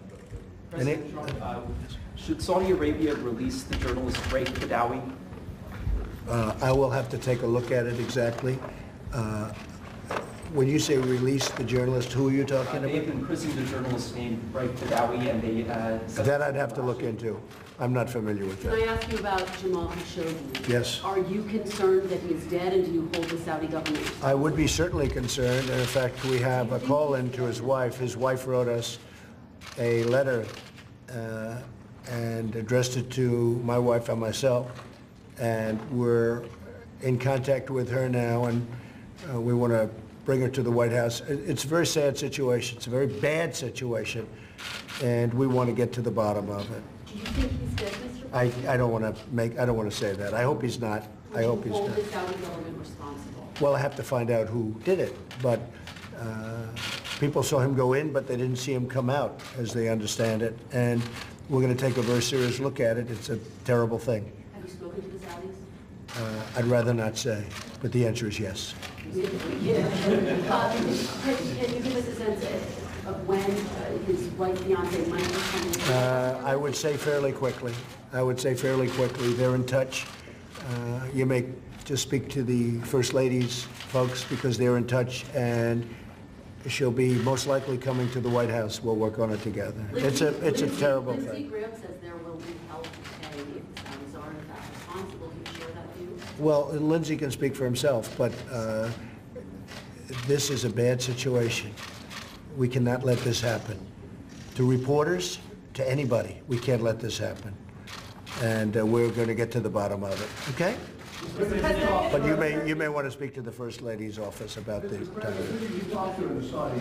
I'd rather not say, but at a very high level, the highest level. Let me say this, it's the highest level, okay? Yeah. You mentioned that you talked to more than once. You had mentioned that you spoke to King Salman, so I mean the Well, I do anyway, and I've always found him to be a fine man. We've had a very good relationship. I'm not happy about this. We have to see what happens, you know. We have to see what happens. Nobody knows what happened yet. They don't know over there, but it's a very serious situation, and it's something we're taking very seriously, okay? Several countries like India and China are planning to buy oil from Iran even after November 4th. What is the message to those? We'll take care of that. We'll take care of that, yeah. There's a report out of Seoul today that the South Korean government is considering lifting some sanctions against the South Korean government is considering. Well, they won't do it without our approval. They do nothing without our approval. Yes, they do nothing without our approval. President Trump, when do you intend to release more people like Alice Johnson? We'll talk to you about that later. Are you getting closer to picking a replacement And for... by the way, when we get Alice Johnson, such a great person, or such a great case, I'd like to find a lot of people like Alice Johnson, and there are a lot of people that are in a situation like that, and we are actively looking for those situations. She's a terrific woman. I've been watching her a lot, and what a great spokesman she is for that situation, and that's covering a lot of people. There are a lot of people like that will unfortunately be locked up for many, many years, and there's no reason for it. So we are looking for, we are actively looking for other situations exactly like that. No, but she's somebody we're talking to. We like Dina. Dina did great here. She then went back into the private sector for a while, but she always wanted to come back. She loves this administration. So we're certainly looking at Dina, and we're looking at others. There's some tremendously talented people. Nikki's going to be here till the end of the year. Nikki's our friend. She's been great. I want whoever it is to spend some time with Nikki before Nikki goes out and gets herself a job, and hopefully she's going to make a lot of money. And I think Nikki will come back in some form too, but she's an extraordinary person, good person. And but we're looking at many people want that job. Mr. President, any concern about the fact that she announced her departure before the midterms? But no, there's no good time. I mean, there really is no good time. She told me about this a long time ago, and frankly, it's, almost 4 weeks, so it's not that bad. No, I don't think so at all. I thought it was very elegantly done. If she waited till after, then they'd say, oh, if we win, they'd say, why is she doing it? And if we lose, they'd say, oh, well, that's obvious why she's doing it. Okay, so there's really no good time to do it. But she and I had spoken at least 6 months ago. Maybe even a year ago we had conversations. She wanted to be here about 2 years. And I think the point really was last week at the United Nations. She wanted to get through that and then go probably into the private sector for a while. And I'm sure she's going to come back into government because she's a terrific person. What's the vetting process like, Mr. President? What are you looking for? Very strong vetting, but some of the people we already have vetted. Some of the people are with us. We're looking at people that are already with us. And we have some incredible talent in this administration. We have some great, great talent, and they've already been vetted. They're already approved. Any other questions on this? Last week, India signed an agreement with Russia to purchase S-400 missiles. Yeah, I know they did. $5.4 billion. Yeah. Would CAATSA sanctions apply to India, or are you planning to give them India's going to find out, aren't they? Are you planning to give them a waiver? India will find out. When? You'll see. Sooner than you think. I do have another question on this. Yeah. You talked a lot about the size and the scope of it. Can you help us understand just how big it's going to be?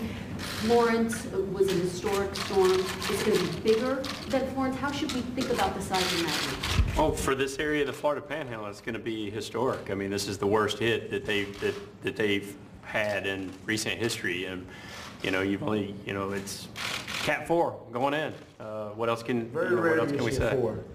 It's about 150 miles per hour right now. I mean, this is a very serious storm. How many people are unable to evacuate? Many. You have poor people. It's very sad, and they are unable. More than we would like.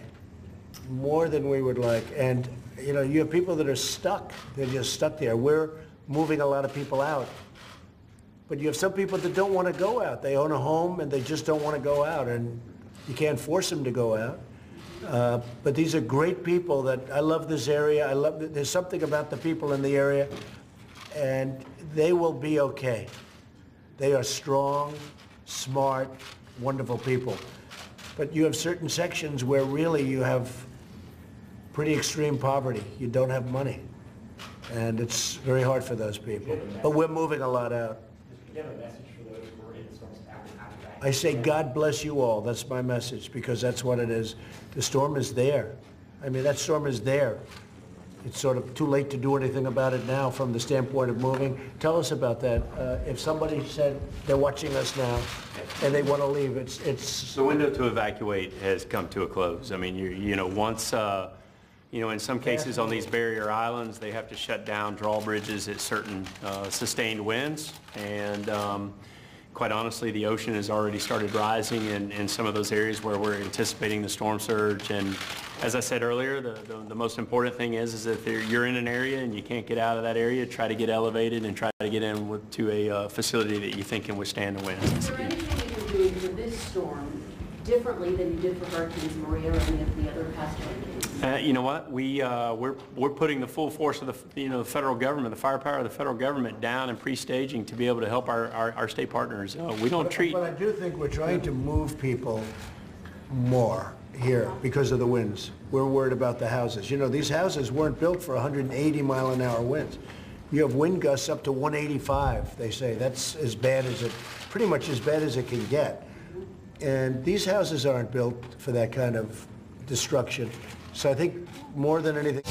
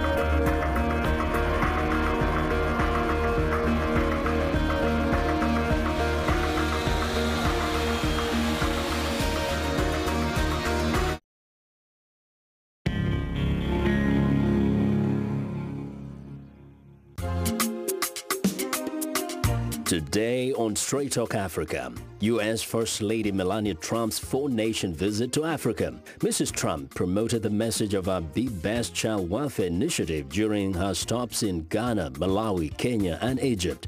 What was the significance of her visit and what did Africans think of it? That's coming up next, right here on Straight Talk Africa. Hello and welcome to Straight Talk Africa live from the Voice of America headquarters in Washington. I'm Vincent McCory in for Shaka Sali. Today we're discussing U.S. First Lady Melania Trump's visit to Africa. Now, U.S. First Lady Melania Trump has wrapped up her first visit to Africa with a goal of highlighting child welfare and promoting the work of the U.S. Agency for International Development on the continent. Her four-nation tour last week includes stops in Ghana, Malawi, Kenya, and Egypt. VOA's Paul Diho recaps her visit. Melania Trump's first stop was last Tuesday in the West African nation of Ghana as she launched her first major solo international trip as U.S. First Lady. She landed in the capital of Accra and was welcomed by Ghana's First Lady Rebecca Akufo-Addo with dancing, drumming, and school children waving mini U.S. and Ghanaian flags. Mrs. Trump visited a children's hospital intensive care unit before going to the presidential palace. The next day, Mrs. Trump visited the infamous Door of No Return at a former slave trade outpost and gazed over the crashing ocean waves that carried millions of Africans to lives of servitude. Earlier, Mrs. Trump visited Emensi Manzi Palace, where a regional tribe leader granted her permission to tour the palace. The ceremony was held inside Obama Hall, a building on the palace grounds that was renamed after former U.S. President Barack Obama's visit in 2009. On her second leg of the trip, Mrs. Trump flew to Malawi upon her arrival at Kamuzu Banda International Airport. She experienced a different view of educating children as she visited Chipola Primary School in Lilongwe, the capital of Malawi. The school is among those that receive education assistance from the U.S. Agency for International Development, or USAID, including textbooks, but struggles with an enrollment of more than 8,500 students. I appreciate all the support you have given us. Thank you all. God bless you. God bless your families. And God bless the United States of America. Critics say while the First Lady highlighted USAID's work in Africa, the administration of President Donald Trump has been trying to cut the agency's funding by roughly 30%. In Nairobi, Kenya, Melania Trump essayed to the beats of African music as she was welcomed to an orphanage on Friday. She started her visit seeking to highlight conservation efforts by feeding baby elephants at Nairobi National Park and going on a safari there. One baby elephant made a sudden move on her and she momentarily lost her footing, but patting one's back and stroking the ear of another. Ironically, earlier this year, President Trump quietly signed an executive order allowing Americans to import body parts of African elephants shot for sport from Zimbabwe and Zambia, and encouraging wealthy big game hunters to kill the threatened species would help raise money for conservation programs. President Trump's adult sons, Donald Trump Jr. and Eric Trump, are trophy hunters. Interior Secretary Ryan Zinke, who oversees the agency that lifted the ban, also is an avid hunter. Smiling for the cameras in the shadow of the Egyptian pyramids, the U.S. First Lady Melania Trump wrapped up her four-nation Africa tour in Egypt. Paul Ndiho, VOA News, Washington. Well, thanks a lot, Paul, for that report. Joining us now are our three guests in studio with me is Amira Woods, representing the organization Africans Rising for Justice, Peace and Dignity, International Working Group member, and VOA's White House correspondent, Patsy Widakuswara. And we hope to be joined by phone from Lilongwe, Malawi, by Benedicto Kondowe. He's a human rights advocate and executive director for Civil Society Education Coalition. A very warm welcome to both of you for now. Great to be with you. Nice to see you hosting. Well, it's a pleasure. Now, let's start with Patsy, because you traveled with the First Lady. Right. First, how was the reaction as you moved from country to country on the ground? Well, first of all, let me say it was a very exciting but also challenging trip, because this was a lot of countries in a short time. Yeah. If you're asking me about the reaction of the people there, I would say there are four camps. The first camp is the people who did not know about the visit, and I would say the majority of the people that I spoke to did not know in advance about the visit. The second one is the people who think that this is a symbol or a gesture of goodwill from the American people. And, you know, by that point, I think they understand that First Lady Melania is a representative of the American people, not just of her husband. And then the third one is are people who are a little bit of suspicious about her motivation, including is she just here to make amends because of her husband's reportedly disparaging remarks about the African countries, or perhaps she's sending a message to her husband, and maybe we can talk about this later on in the program about what kind of messaging that she's trying to show to her trip, in her trip.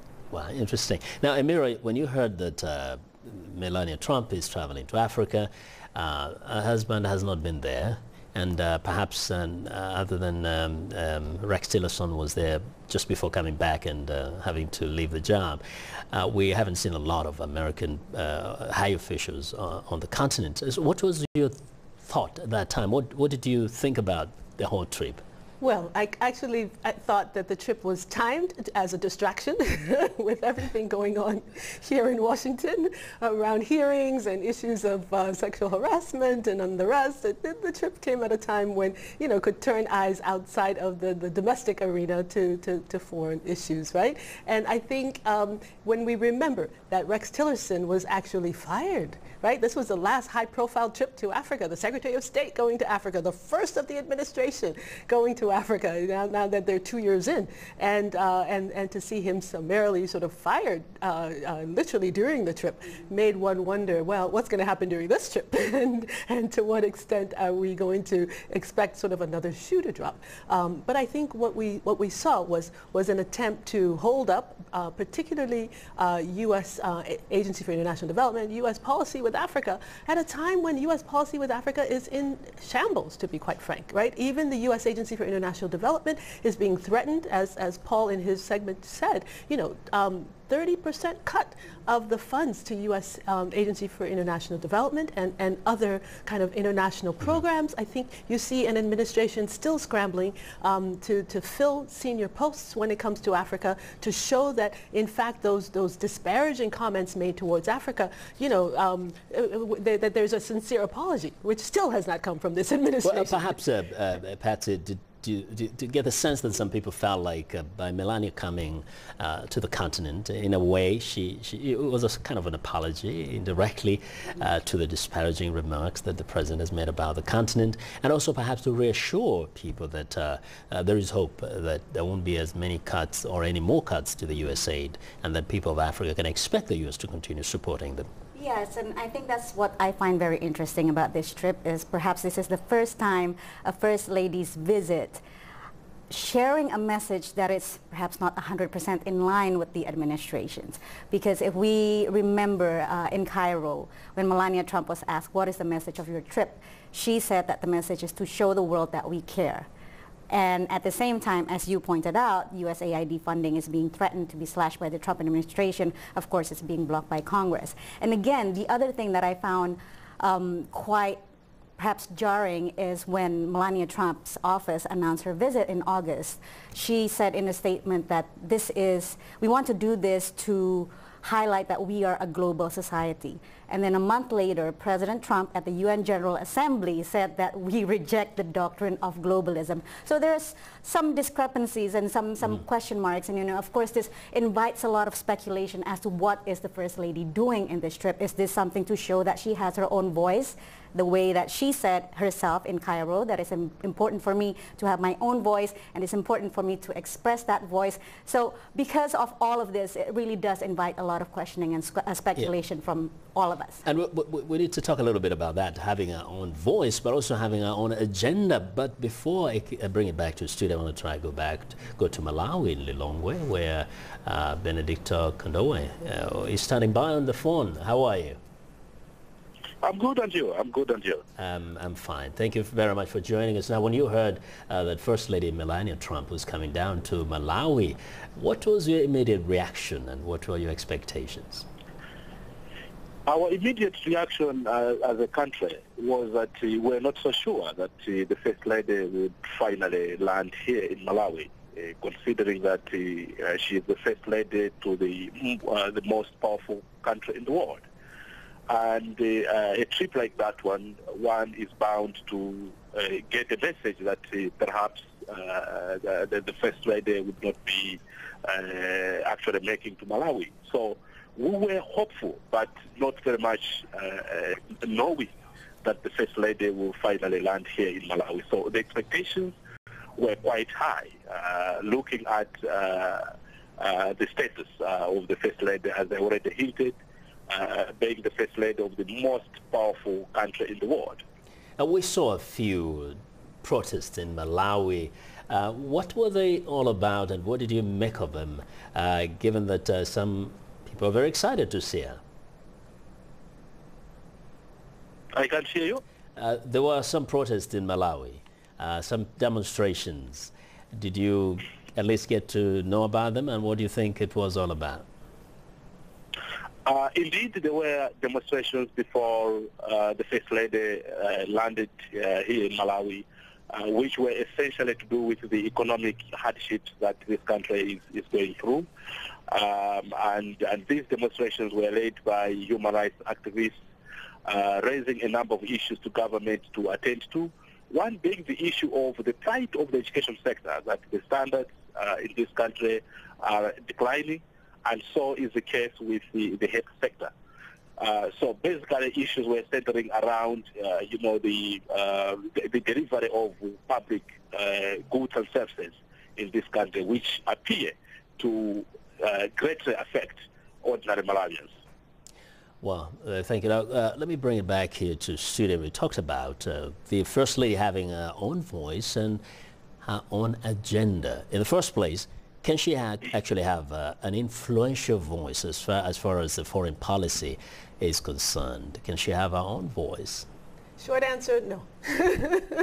Right? U.S. foreign policy is set largely by the Department of State, by the White House, by the administration. So, I think what we see is a First Lady that is maybe wanting to lay out an agenda of, globalism and engagement with the world, but really an administration that's not necessarily in line with that. So I don't think that the First Lady will be, her trip is in any way setting out policy for the administration at all. I think it is a photo op, a good photo op perhaps for the administration at a convenient time, but not necessarily anything that will have any lingering impacts in terms of policy. And talking about photo op, I do want yes. to add on that point though, something very interesting. When I spoke to people in Malawi, actually, an analyst there who's saying that, well, of course, the First Lady, this is a goodwill tour. She is not an elected representative.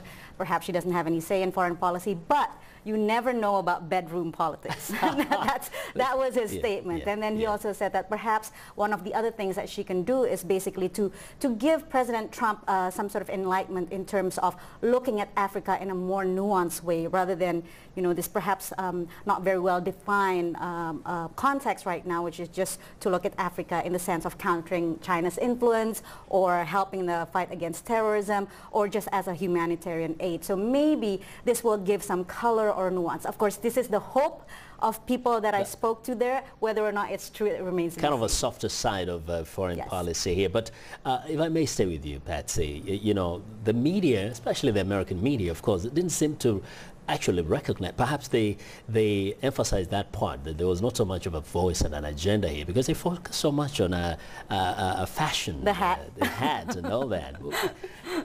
Well, let me just say that, first of all, the White House did not give a lot of information in advance of this trip. They were very, very guarded about the itinerary. They were giving us reasons, for example, like security.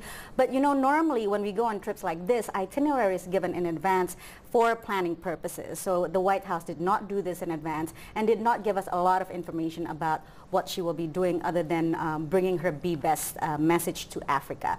So in terms of substance, there was not a lot for us to report. So perhaps that is one of the reasons why the media is focusing so much on the First Lady's fashion choice. Granted, Melania Trump herself said, please look at what I do, not what I wear. But if we look at the entire trip, I think it's very clear that each outfit was also well thought out. She's, of course, an ex-model. She knows how to communicate through fashion. So I don't know. I mean, I agree. There's a disproportionately large amount of coverage on the hat and, the fact that it's an out-of-Africa theme or perhaps colonialist. There's all these criticisms about her wardrobe and not enough attention given on her very, very good focus on funding for USAID. And if you can see from each step of her stop, she always visits, the hospital in Ghana, that's USAID funding, the school in Malawi, also USAID funding, the children that attended her the performance in Kenya also. So, but this was all glossed over because of the hat. And it's not the first time she's dressed in something that people talked a lot about. And apologies on behalf of the little baby elephant.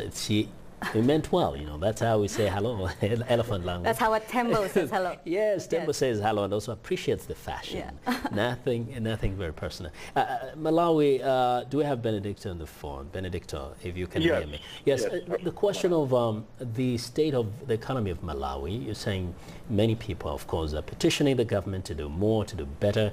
And my distinguished guest here, Mira Wood, is talking about the U.S. cutting back on aid to Africa. But we know that the United States is also promoting the agenda that African nations and other nations should start being self-reliant. It's time to stop relying too much on U.S. aid. You, as a person who advocates for more help, especially for kids in school in a country that is extremely poor. What would you say? Does Malawi have the capacity to plow ahead without so much help from outside?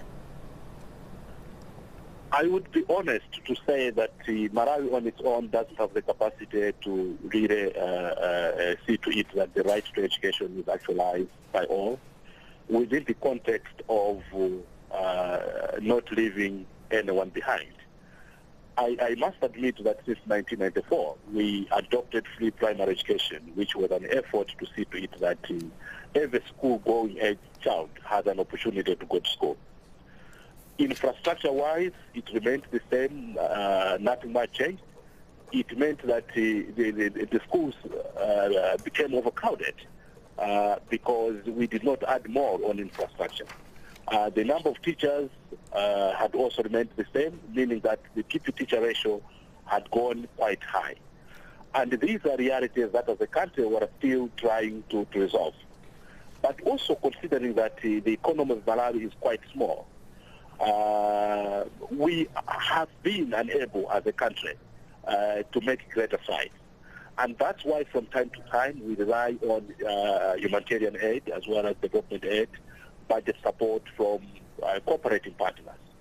And that's where support from USAID among other international institutions available in Malawi become particularly important. You note that USAID, for instance, is supporting the National Reading Program, which is one of the biggest programs being supported in this country. The aim is to improve the literacy rate, which is quite critical because currently, statistically, the literacy rate is around 64%, which is quite on the lower side. So if we are to make progress, not just within education, but even in other sectors, I think it is particularly important for us as a country to pay significant attention to education, because if indicators in the education sector are impressive, they have the potential to transform other social sectors, be it in the health sector as well as in the education sector. And Benedict, it's good to mention the nation, Malawi, to pay attention to that very important objective. Amira, you know, you may make the argument that the United States needs to give more, but some people have said perhaps Trump will be good for the continent of Africa. It's time to scale down on foreign aid, because in so many cases, African leaders who are in positions have proved that they do not necessarily put so much of the good help, good aid that comes from outside into good use. Some have pocketed some of this money. Perhaps the USAID money may not easily get into their pockets, but like it's time for them to start having some sense of discipline and organize better, utilize their resources even better to show that they're maturing. The countries are growing.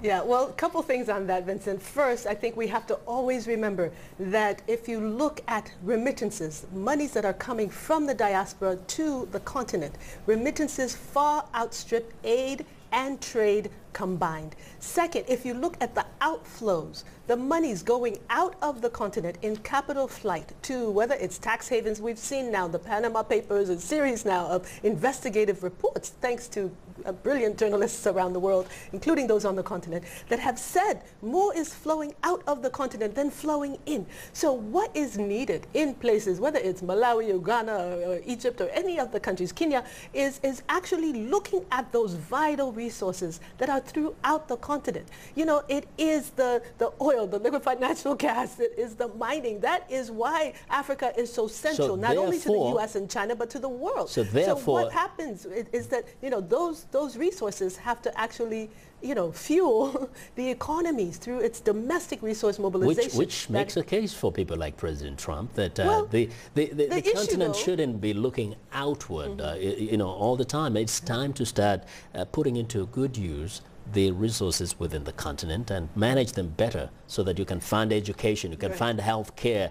Otherwise, why should you have the few powerful men enjoying good lives and their children studying abroad, their families going abroad for health care, but their people cannot? Well, clearly what we have, we can have a whole conversation about education, because what's going on is not only in Africa but here in the U.S. is a push actually to privatize education. When you look at the public education that was available in places like Ghana and Malawi, and this push now to kind of to privatize, again, it's happening here in the U.S. as well, right, under Secretary of Education DeVos, which is saying that the private sector can do education better. So you have an undermining of public infrastructure for education, for healthcare. So some of these kind of global trends, I think, have to actually be reversed in order for us to get our core social services like education and health on track. I would like to add on that point, when the U.S. is perhaps pulling or creating some sort of vacuum in terms of engagement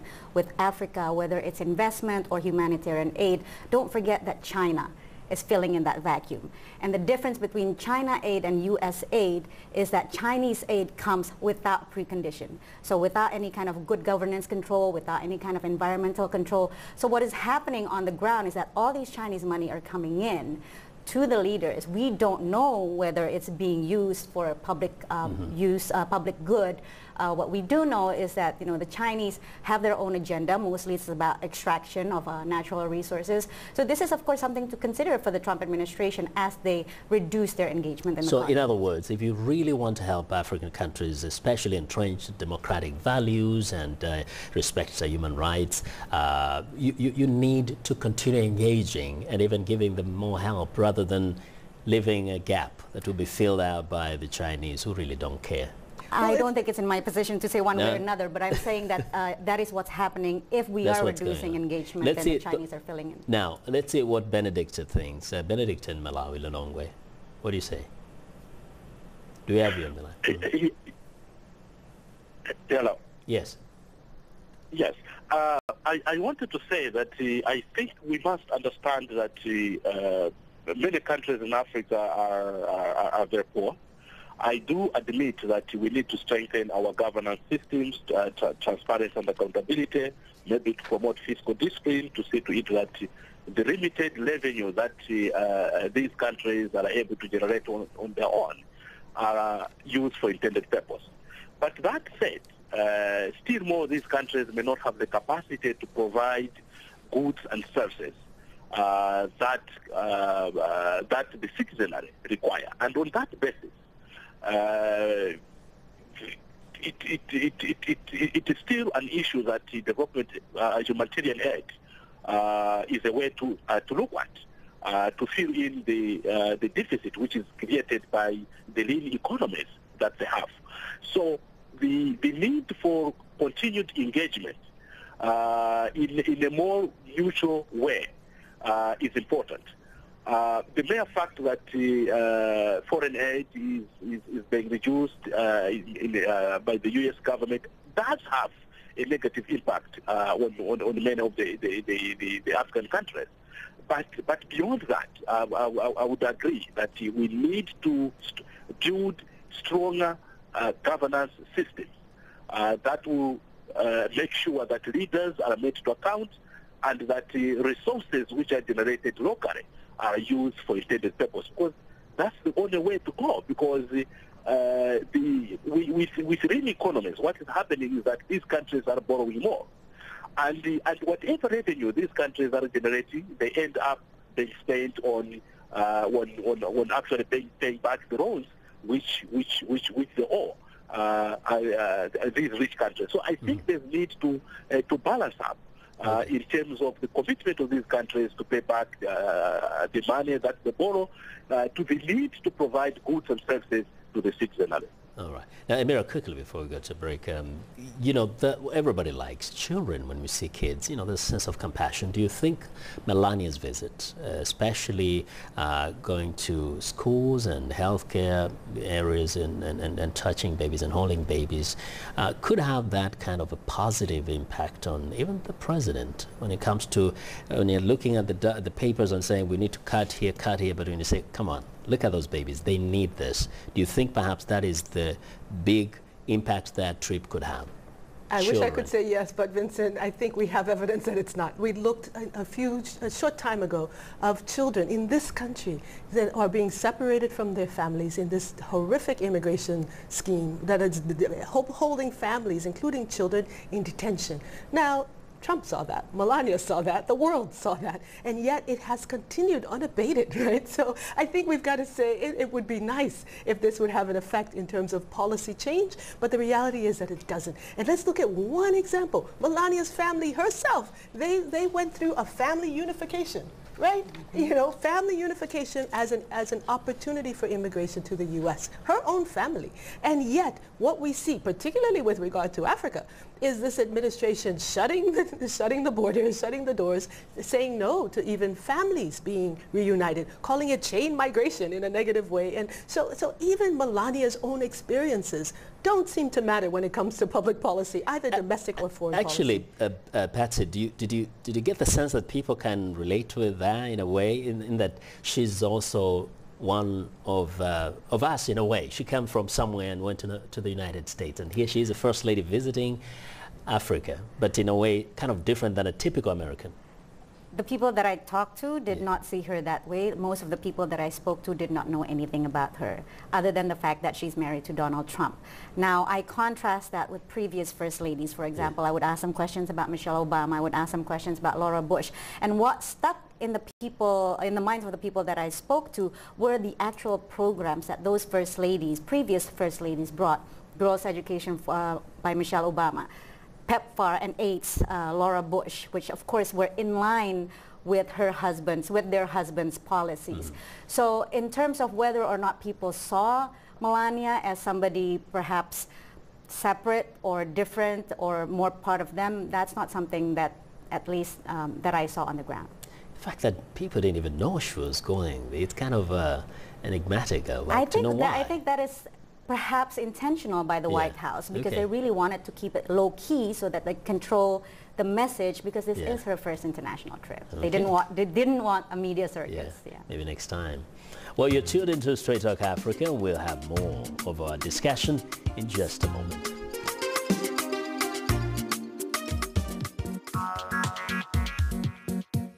Like Voice of America on Facebook. Follow VOA on Twitter.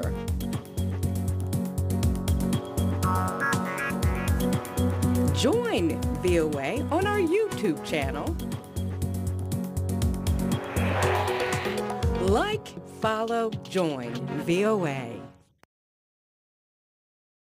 Today's youth are not just the next generation of African leaders, they are today's leaders. And this is the time to invest in them. Today, not tomorrow. So let's connect. Let's engage with each other on issues that will transform our societies. Innovation, leadership, entrepreneurship, things that you're doing to move the continent forward, to make you the greatest generation that Africa has known. It's Up Front every Wednesday, 17:30 UTC, right here on the Voice of America. Well, a reminder that we appreciate all of the audience feedback. Straight Talk Africa streams live every Wednesday on Facebook, and you can also watch us live on your mobile device. Just download the VOA mobile app. Now let's look at what's on tap for next week's program.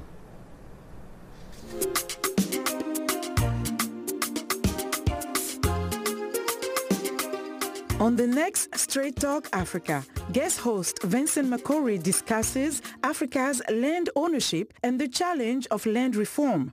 We'll examine Africa's land redistribution and the fundamental issue of land inequality on the next Straight Talk Africa. Welcome back. Today we are talking about the significance of U.S. First Lady Melania Trump's visit to Africa. Our guests are Amira Woods, representing the organization Africans Rising for Justice, Peace and Dignity, International Working Group member, VOA White House correspondent Patsy Widakuswara, and Benedicto Kondowe, human rights advocate and executive director, Civil Society Education Coalition. Well, before we went to break, I think I kind of interrupted one of you, but maybe let's go to the gentleman in Malawi. And we did mention earlier on about these protests, and Patsy was there, our White House correspondent was there. She did actually mention a bit of the placards you saw. Maybe actually, Patsy, tell us a little bit. Yeah. It was interesting to see. There was a handful of protesters. It wasn't a huge crowd, I must stress that first. But some of the signs were, of course, upset with the remarks that reportedly were made by President Trump last year about certain African countries that was derogatory or considered derogatory. And then, of course, I think Malawians are also very upset about the planning to pull out funding for reproductive health from the USAID programs in 2017. So there was general anger, but by and large, again, most people did not know that the First Lady was coming to visit.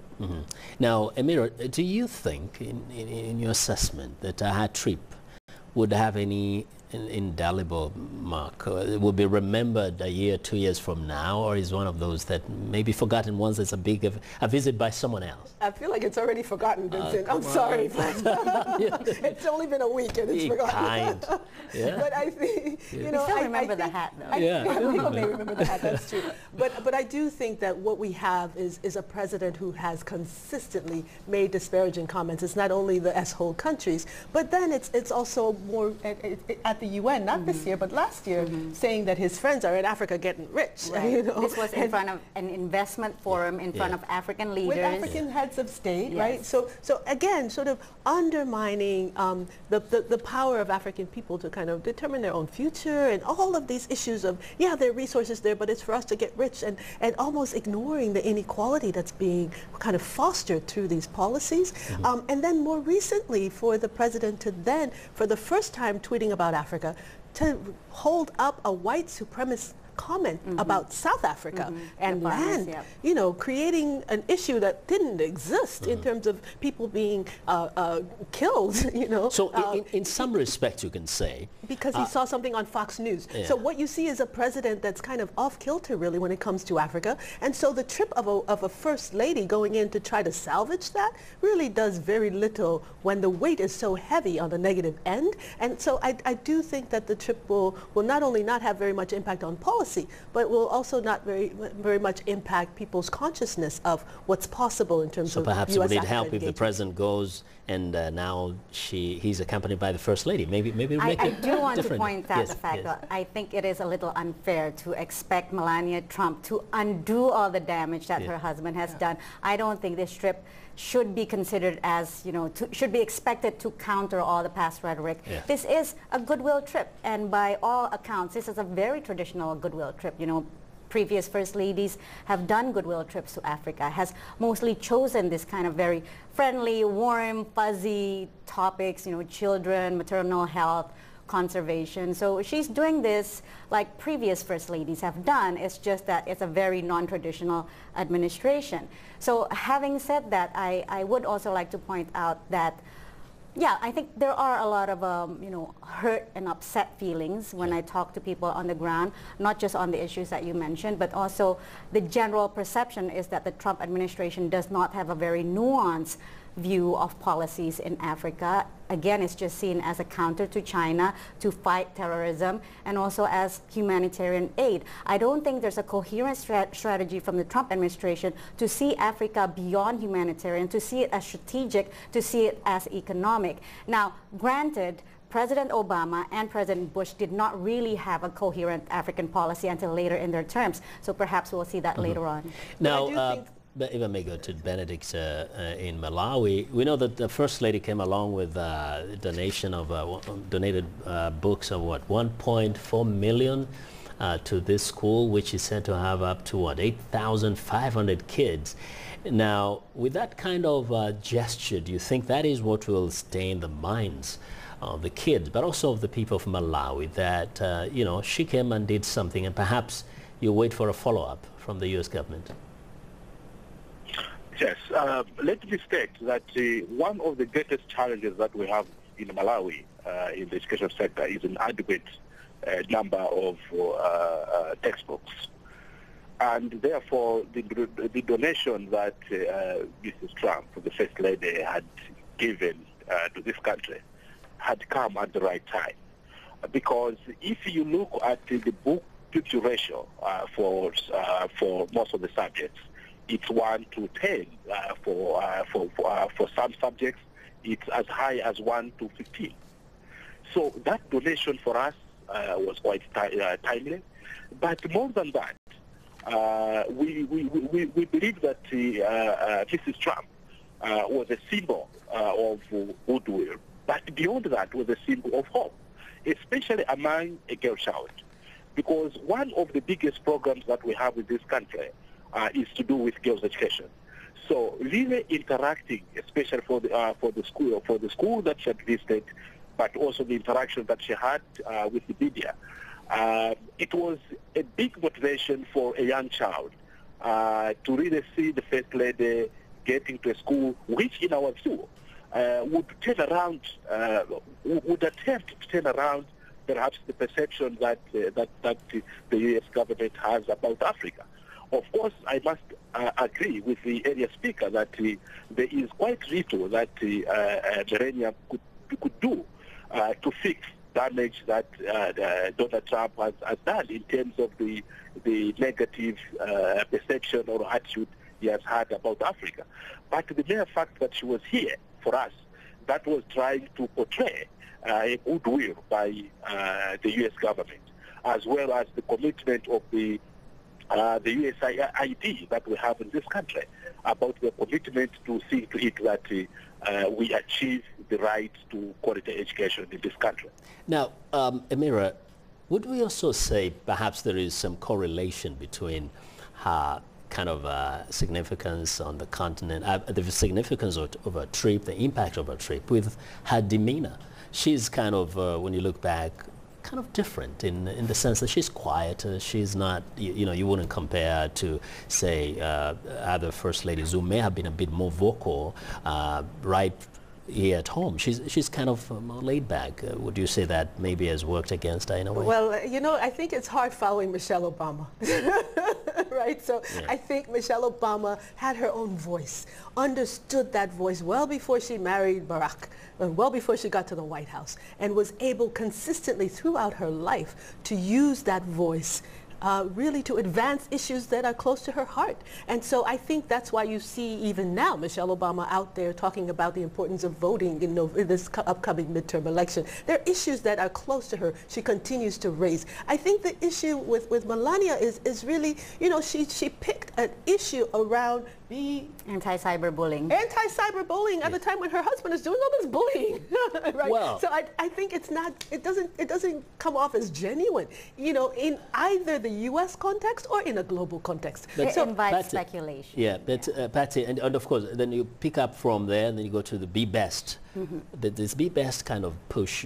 Did the kids or the people she was talking to kind of understand what she's trying to talk about and she's trying to promote? Well, first of all, she did not give a lot of speeches. She hardly spoke to press. I mean, she's giving an interview with ABC News that's about to be aired in a couple of days, but she spoke to press less than 5 minutes in Cairo. She spoke about a number of things, and she did say at that point, she wants to bring her Be Best message. Let me just outline for the viewers who may not know. Be Best essentially comprises of 3 pillars. The first one is child wellness, the second one is anti-cyberbullying, and then the third one is fighting opioid addiction. So I suppose what she's trying to bring to Africa is the first one, the child wellness. And I think this message does resonate in the countries that she visited, especially in Kenya, where the First Lady, Margaret Kenyatta, also has her Beyond Zero campaign of trying to eliminate maternal deaths. So whether or not her message was received, first of all, it wasn't communicated much. Like I said, the White House really wanted to keep this low key. They did not want a media circus. They want to control the message. So what we see are a lot of visuals, right? Visuals, Melania Trump with the children, with the elephants, with the pyramids in the background. But yes, like you said, I do agree that this is a very enigmatic First Lady. It is very difficult to understand what she's trying to communicate. It invites speculation. Is she trying to perhaps jab her husband with certain things that she does. Again, these are all speculations. Yeah. Now, Benedict, what's your take on that? Our way of communicating, perhaps being able to articulate the message to the people of Malawi on, Be Best agenda. Yeah, of course, in terms of the communication, I would agree that there wasn't much of communication. My own suspect is that she was actually sticking to the prescription in terms of what she might have been agreed. Because really the only moment where she tried to say something was when she was physically visiting the schools, interacting with the learners. But beyond that, there hasn't been much of communication in terms of articulating strategic issues that she believes in, and how perhaps she thinks United States of America, be it through the USAID, could support. So. Yes, it's correct that there wasn't greater communication on strategic issues that perhaps Malawians had wanted to hear. Mm-hmm. Now, Amira, how about just looking at the intention and kind of overlook the ability to communicate it? I mean, judge her by her own demeanor and character, but look at the underlying intention, not only of what she does, but of what she kind of is trying to push out there, both in the United States, but also in Africa. I think that's a tough one, I feel like the last wardrobe issue we had was after she went, to hurricane-stricken communities here in the U.S. South and wore a jacket that said, "I don't care." That's deliberate, or she just didn't kind of understand what it was all about?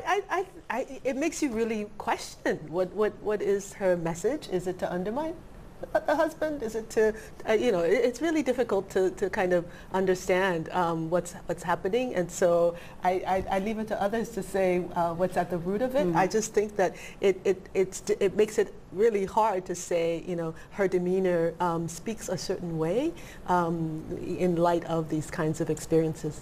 Mm-hmm. And I think it'll be very interesting to see in the next few weeks, months, and years to see if she will grow, if she will develop, if she will find her voice, or will she continue to communicate in these enigmatic ways that invite speculation. Because remember, this was her first solo trip abroad. So wouldn't we also look at that and consider the fact that perhaps this is the first experience in that, and perhaps if she made a repeat trip, it might yield different results. What do you think? I wouldn't hold my breath, but we'll see. And also consider the fact of her background. This is not some senator's wife who grew up in a political background, who understands what is expected to be a politician's wife. She married Donald Trump when she had no idea that Donald Trump was going to run for president, and so she was thrust perhaps, somewhat against her will into this position of First Lady. So it has taken her a while to fill in the role of First Lady. I think it took her over a year before she announced her Be Best campaign. Yeah. So, this is just the situation. She doesn't have the background of being like a lawyer or a typical politician's wife. It's a kind of a different thing. Well, I hate to keep making comparisons, but Michelle Obama didn't expect to be she's a lawyer. President. She's a lawyer. She's a lawyer. And also, she's a woman. She was a senator's wife. She's a senator's wife, but a lawyer. I think we have to acknowledge that. Benedict, in terms of actually self-reflection, when an American official or some personality from the U.S. comes to a country like Malawi, do you think it is a moment to kind of think about why it's important to start doing everything that we can as a country, as a continent, to be self-reliant, to improve, to do better than just to kind of keep looking out, looking up to some other kind of country or some other people for the development of the continent? It is correct that we can best develop as a country if we become self-reliant.